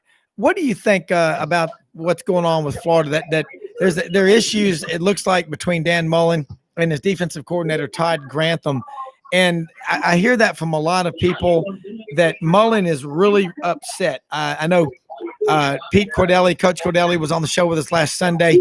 He alluded to that. Is that going to work? And with Mullen and Grantham, and also when we come back to you, Jimmy, Bo Pelini, is he going to be around next year at LSU? But Jimmy, go ahead and get started. Well, it's hard to say. I mean, Mullen had a Grantham with him at Mississippi State his last 3 or 4 seasons. 2 or 3 seasons seemed to go well. And then it went well. It seemed like the first couple of years at Florida. And then this year, it just started with that opener in Oxford against Ole Miss, where Corral just had a field day on that defense and put up well over 500 yards, even though Florida won the game. And then it just seemed to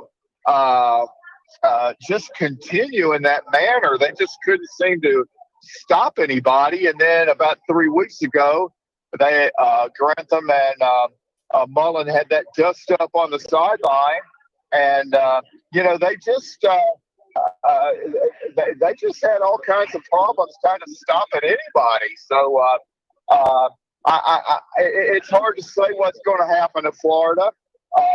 You just have to see, how again maybe how they play tomorrow night against Bama, and then they may just have to sit back and just, like every head coach does, reevaluate every aspect of the program.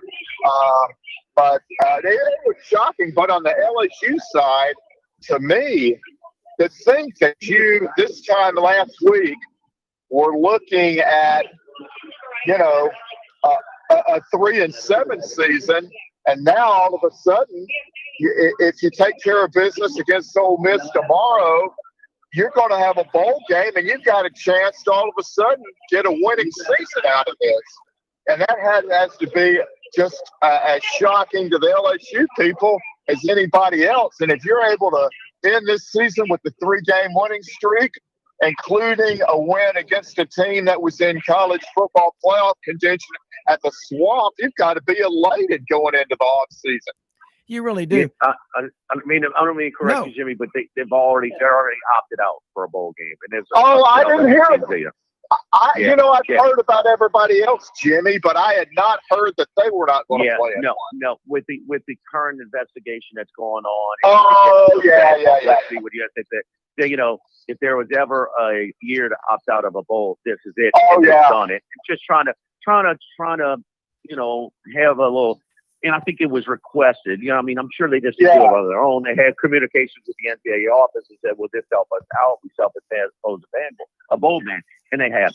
But this is their bowl tomorrow in Tiger Stadium over here. So, and all of a sudden, Ole Miss has your attention, and it's huge opt-outs by the top 2 receivers for Ole Miss. I mean, Elijah Moore averages 10.5 catches a game for 125 yards a game. I mean, that's out. The tight end transfer from Temple. I mean, he's a pro. I mean, and those guys are out. With the same sense, I think Kipton, because I saw when everybody was compromising their preparation, Kipton's first game, their offense was executing at a high level against Florida. And I mean, so I still think they'll execute, but that's 2 big weapons that are taken out. Back to Grantham. I like Grantham. Is he having a bad year? I guess you can say that. I think 90% of defense is personnel. but I've seen this guy really do a nice job over the years. Now, if the relationship is spoiled to the point where he can't recover, but this has been a very good year for the Florida Gators. So, and he's a part of it. And just last year, he was excellent as a defensive coordinator. Pelini, on the other hand, hey, look, no. Told y'all last week he's gone. I'm telling you this week he's gone. And it's just, it has to happen because it's one of those things where your fan base is going to say, you really don't care if you make a move. Look, giving up 600 yards and 34 points ain't enough to save your job. That's not going to do it. So, and I know, look, LSU had some issue problems, but it's just the confusion in the secondary on certain routes late in the season. That should not be happening. But I think Grantham will be back. I would think so. I mean, you could do a lot worse than Grantham as a defensive coordinator. I think overall he's done a very good job. But Pelini, no. Got to go. He's gone. Is Pelini an example? And I remember other coaches that have left where they were in the SEC or any other conference for 8 or 10 years. Maybe they go to the pros, they come back. The offenses have changed so much, and they really haven't kept up with it. And they think, well, I'm a good enough coach. I can do anything. And their heart's not into it, and they're not willing to put the time into it, and they fall flat on their face. Because I think that's what happened with Bo Pelini. It was big time difference compared to when he was in the league 12 years ago. I think that, and I know this a lot because Bo got run off at Nebraska because he was just unappreciative of the fan support over there, and just like knocking him, and and the reporter had him on tape, and he was gone. So I mean, he can be, for lack of a better term, a jerk. Okay, yeah. And but his ex-players, his first stint with Les Miles here and won a national championship, they respect him and they like him. But this is a different time. Oh, this just in, 2020 is different than 18 years, 15 years ago. But it's not the same sort of give respect or friendliness with the players. He has not had a good year with player relations, and so I know a lot of things go bad when you're preseason top 10 and you having a losing record, but it's just and he's also never been excited about recruiting.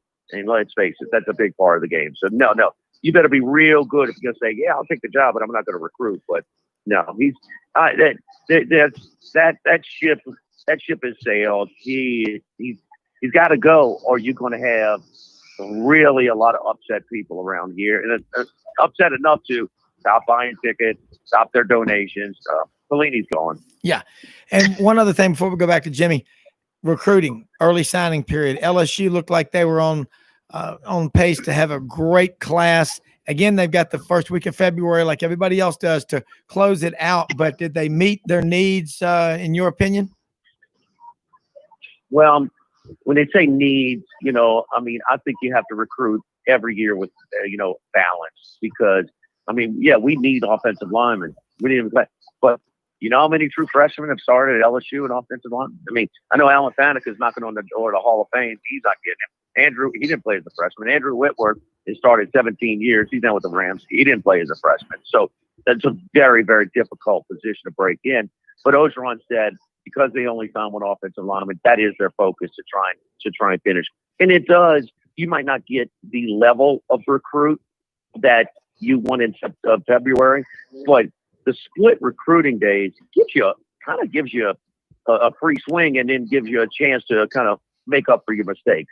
If there's a kid that's going to, I don't know, Baylor or, Arkansas or something, and then all of a sudden LSU comes in, they're going to get that kid. They're going to get it. So it was a good class. It's a little light in offensive linemen, but, overall very good. And still LSU, Alabama got two that they really wanted. So the linebacker from Vero Beach, and also the running back from wide receiver from Texas. So, but they had a very good class. Ogeron is going to recruit well. Some years are better than others, but that's where That's where he earned his make at Miami, at Syracuse, at USC, and even Tennessee. He can recruit. Yeah, and which is everything in the world, and especially you've got to have the offensive and defensive lineman. That's where it all starts. Jimmy Hodge, we're almost out of time, but I want to say this to Jimmy Ott. Before you go, tell people how they can follow you on your daily show that you do, and also you cover the betting lines and put out some great information. And you're definitely someone people need to follow if they love sports. On Twitter at Jimmy Ott 1045 again at Jimmy Ott 1045, and also the real handicapping shows are Friday and Sunday 10 a.m. to noon Central Time. So got a lot of guys from New York to Vegas giving a lot of information and a lot of picks, and we like to have fun with it. Yeah, now you even gave out Florida -23. So how did that work out last week? So I mean, it's been fun, and they've just legalized it. The sports gambling in Louisiana. It'll probably go into effect in the summer, but I know that's something that the state of Tennessee just recently passed as well. So it's happening. It's happening, and you know what? The best way to kind of get into the game a little bit more, put a little money on it. I promise you'll pay attention, a little bit more attention. Absolutely. I totally agree with you. Hey, Jimmy, as always, thank you so much for being on here with us. I'll tell you this. I'm going to give you a pick. That's a live dog, Tennessee against A&M tomorrow. That's a live dog. The freshman, I know it's Vandy, but the freshman throws the ball pretty good for Tennessee. Gives them a chance. Yeah. Okay. I like that. I mean, we need to get you. Let's start getting into this more often in all the sports, because you know what you're talking about. That is Jimmy Ott from ESPN 104.5 in Baton Rouge. Yep. Have a great weekend. We're going to be. Yes, indeed. You too, guys. Y'all have a great weekend. All right. Thank you so much. We're going to be joined here in just a moment by George Gully, sales manager at Jim Karras Chevrolet 2000 Covington Pike, and I'm going to close out with him. Letting people know what's going on up there. They'll be open tonight till about 6:30, 7 o'clock, open again bright and early tomorrow morning. George Gully, hey, we're just about out of time here, but before we go off the air, tell people what's going on up there, 2000 Covington Pike in Memphis at Jim Karras Chevrolet, because I know Santa is going to put a lot of y'all's cars and trucks and SUVs in his sleigh. Santa is already here in many cases, because I've delivered more vehicles in the last week or so than in a long time. What we're doing right now, folks, is Chevy is offering to you, the consumer, employee pricing, which is just what I pay, not a penny more. And then we're combining that with low interest financing and additional rebates. So it's the best of all worlds here at the dealership right now. And we'll be open all day tomorrow. We've got games on the big screen. I'll be there all day. We're looking for everyone to come out and pick out their new car, truck, or SUV and save some money. Yeah, that's what we're there. Yeah, George, let me ask you something now. Somebody is saying, well, I don't want to be there all day. I want to trade in. I've got a truck or a car or an SUV. Is there a lot of demand out there for it? Well, yeah. Let me tell you what, folks. All you got to do is pick up the phone. Call me at 901-491-8343. I'll get all the information down about your vehicle, and then give you the fairest market price over the telephone, plus give you all the discounts we're offering. We'll even work out the financing over the phone. So when you get there, it's just a breeze. Hopefully we're going to see a lot of folks out tomorrow. Yeah. And I can tell you from personally seeing it with Christian and Rachel, your team there, the process really it's nothing like you would think. It's not the dreading, it's the doing, it's the dreading. People always do it. And when you go in there, Jim Karras Chevrolet, George Gully's going to make it the easiest you've ever seen. Hey, look, they're going to be there all day tomorrow, bright and early. Jim Karras Chevrolet, 2000 Covington Pike. You can ask and find out everything you want to know about anything they got. Look them up on our website on sidelines.live. You bet. See you on tomorrow. All right. Thank you so much, George Gully. Bye. Jimmy Hodge, listen, man, great show. We make them all great. Been talking a lot. I love, we're going to have to start getting into some betting lines and handicapping with Jimmy Ott, because you got to love he said Tennessee's a live dog tomorrow against Texas A&M in Knoxville. It's gonna be fun to watch and see how that pans out, but we'll be back on with everybody tomorrow morning, bright and early, 8 to 10 a.m. on Sports 56 WHBQ, and talking more. Again, hey, look, I like what he said, Jimmy, by the way. Bo Pelini, he got rid of Matt Canada after 1 year. Now looks like Bo Pelini is going to be shown the same fate. The door. See you later. I just don't think Pelini's heart's in it to work this hard, is it? Well, Jimmy was saying or describing him in a way that I think the term he was probably trying to use to describe him was curmudgeon. Yeah. You know, just a guy that's just, wakes up, puts his shoes on, and finds out that they're 3 sizes too small. Yeah. I mean, it's it just looks like there's no connection between him and his players, and the demeanor he has on the sidelines is just something that doesn't provide a good look. Kind of comes out there in the front, stands in the front doorway and says, "Hey, you kids, get off of my lawn." That's what he Yeah, exactly. Hey, look, no, we've about run out of time. Let me just say something real quick, too. The Dorian Agency, Tom Dorian, 6240 Poplar Avenue. If you're like my wife and I, most people, you don't want to talk about insurance. You're tired of the commercials, but you got to have it. Jimmy, you know it, and everybody listening knows it. If you're looking for life insurance, property and casualty insurance, what have you, give Tom Dorian a call, 901-328-5858. That's the Dorian Agency, 6240 Poplar Avenue in East Memphis, just before you get to the Chick-fil-A on Poplar. You cannot miss him. Tom Dorian, great listener, and he'll also let you in on something. If you're like most Americans, you might go years between making a claim on your property and casualty insurance, your homeowners, whatever. They have a program that will allow you to receive up to 25% return of your premium. You need to ask Tom Dorian about it. It's easy. It's like having a conversation with an old friend, and that's hard to do, especially when you meet Tom for the first time, but you'll love this guy. A Memphis graduate, football player, CBHS alumnus, class of 1979. He is there. He'll have your back. Father of 5. I've known him 42 years. That's Tom Dorian, the Dorian Agency. Proud to have him as a sponsor of Sidelines. Hey, Jimmy Hodge and Jake Crane, I know, had to get off for an interview. Check us all out tomorrow morning, 8 to 10 a.m., Sports 56 WHBQ, 9 to 11 Eastern. And again, Sunday afternoon, 3 to 5 p.m., 4 to 6 Eastern for the Sunday afternoon wrap-up show. Hey, our time is up. We're out of here, and we thank you for your time. Have a great night, everybody, and Merry Christmas.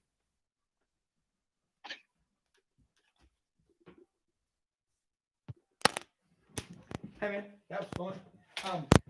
I love Bo Pelini, the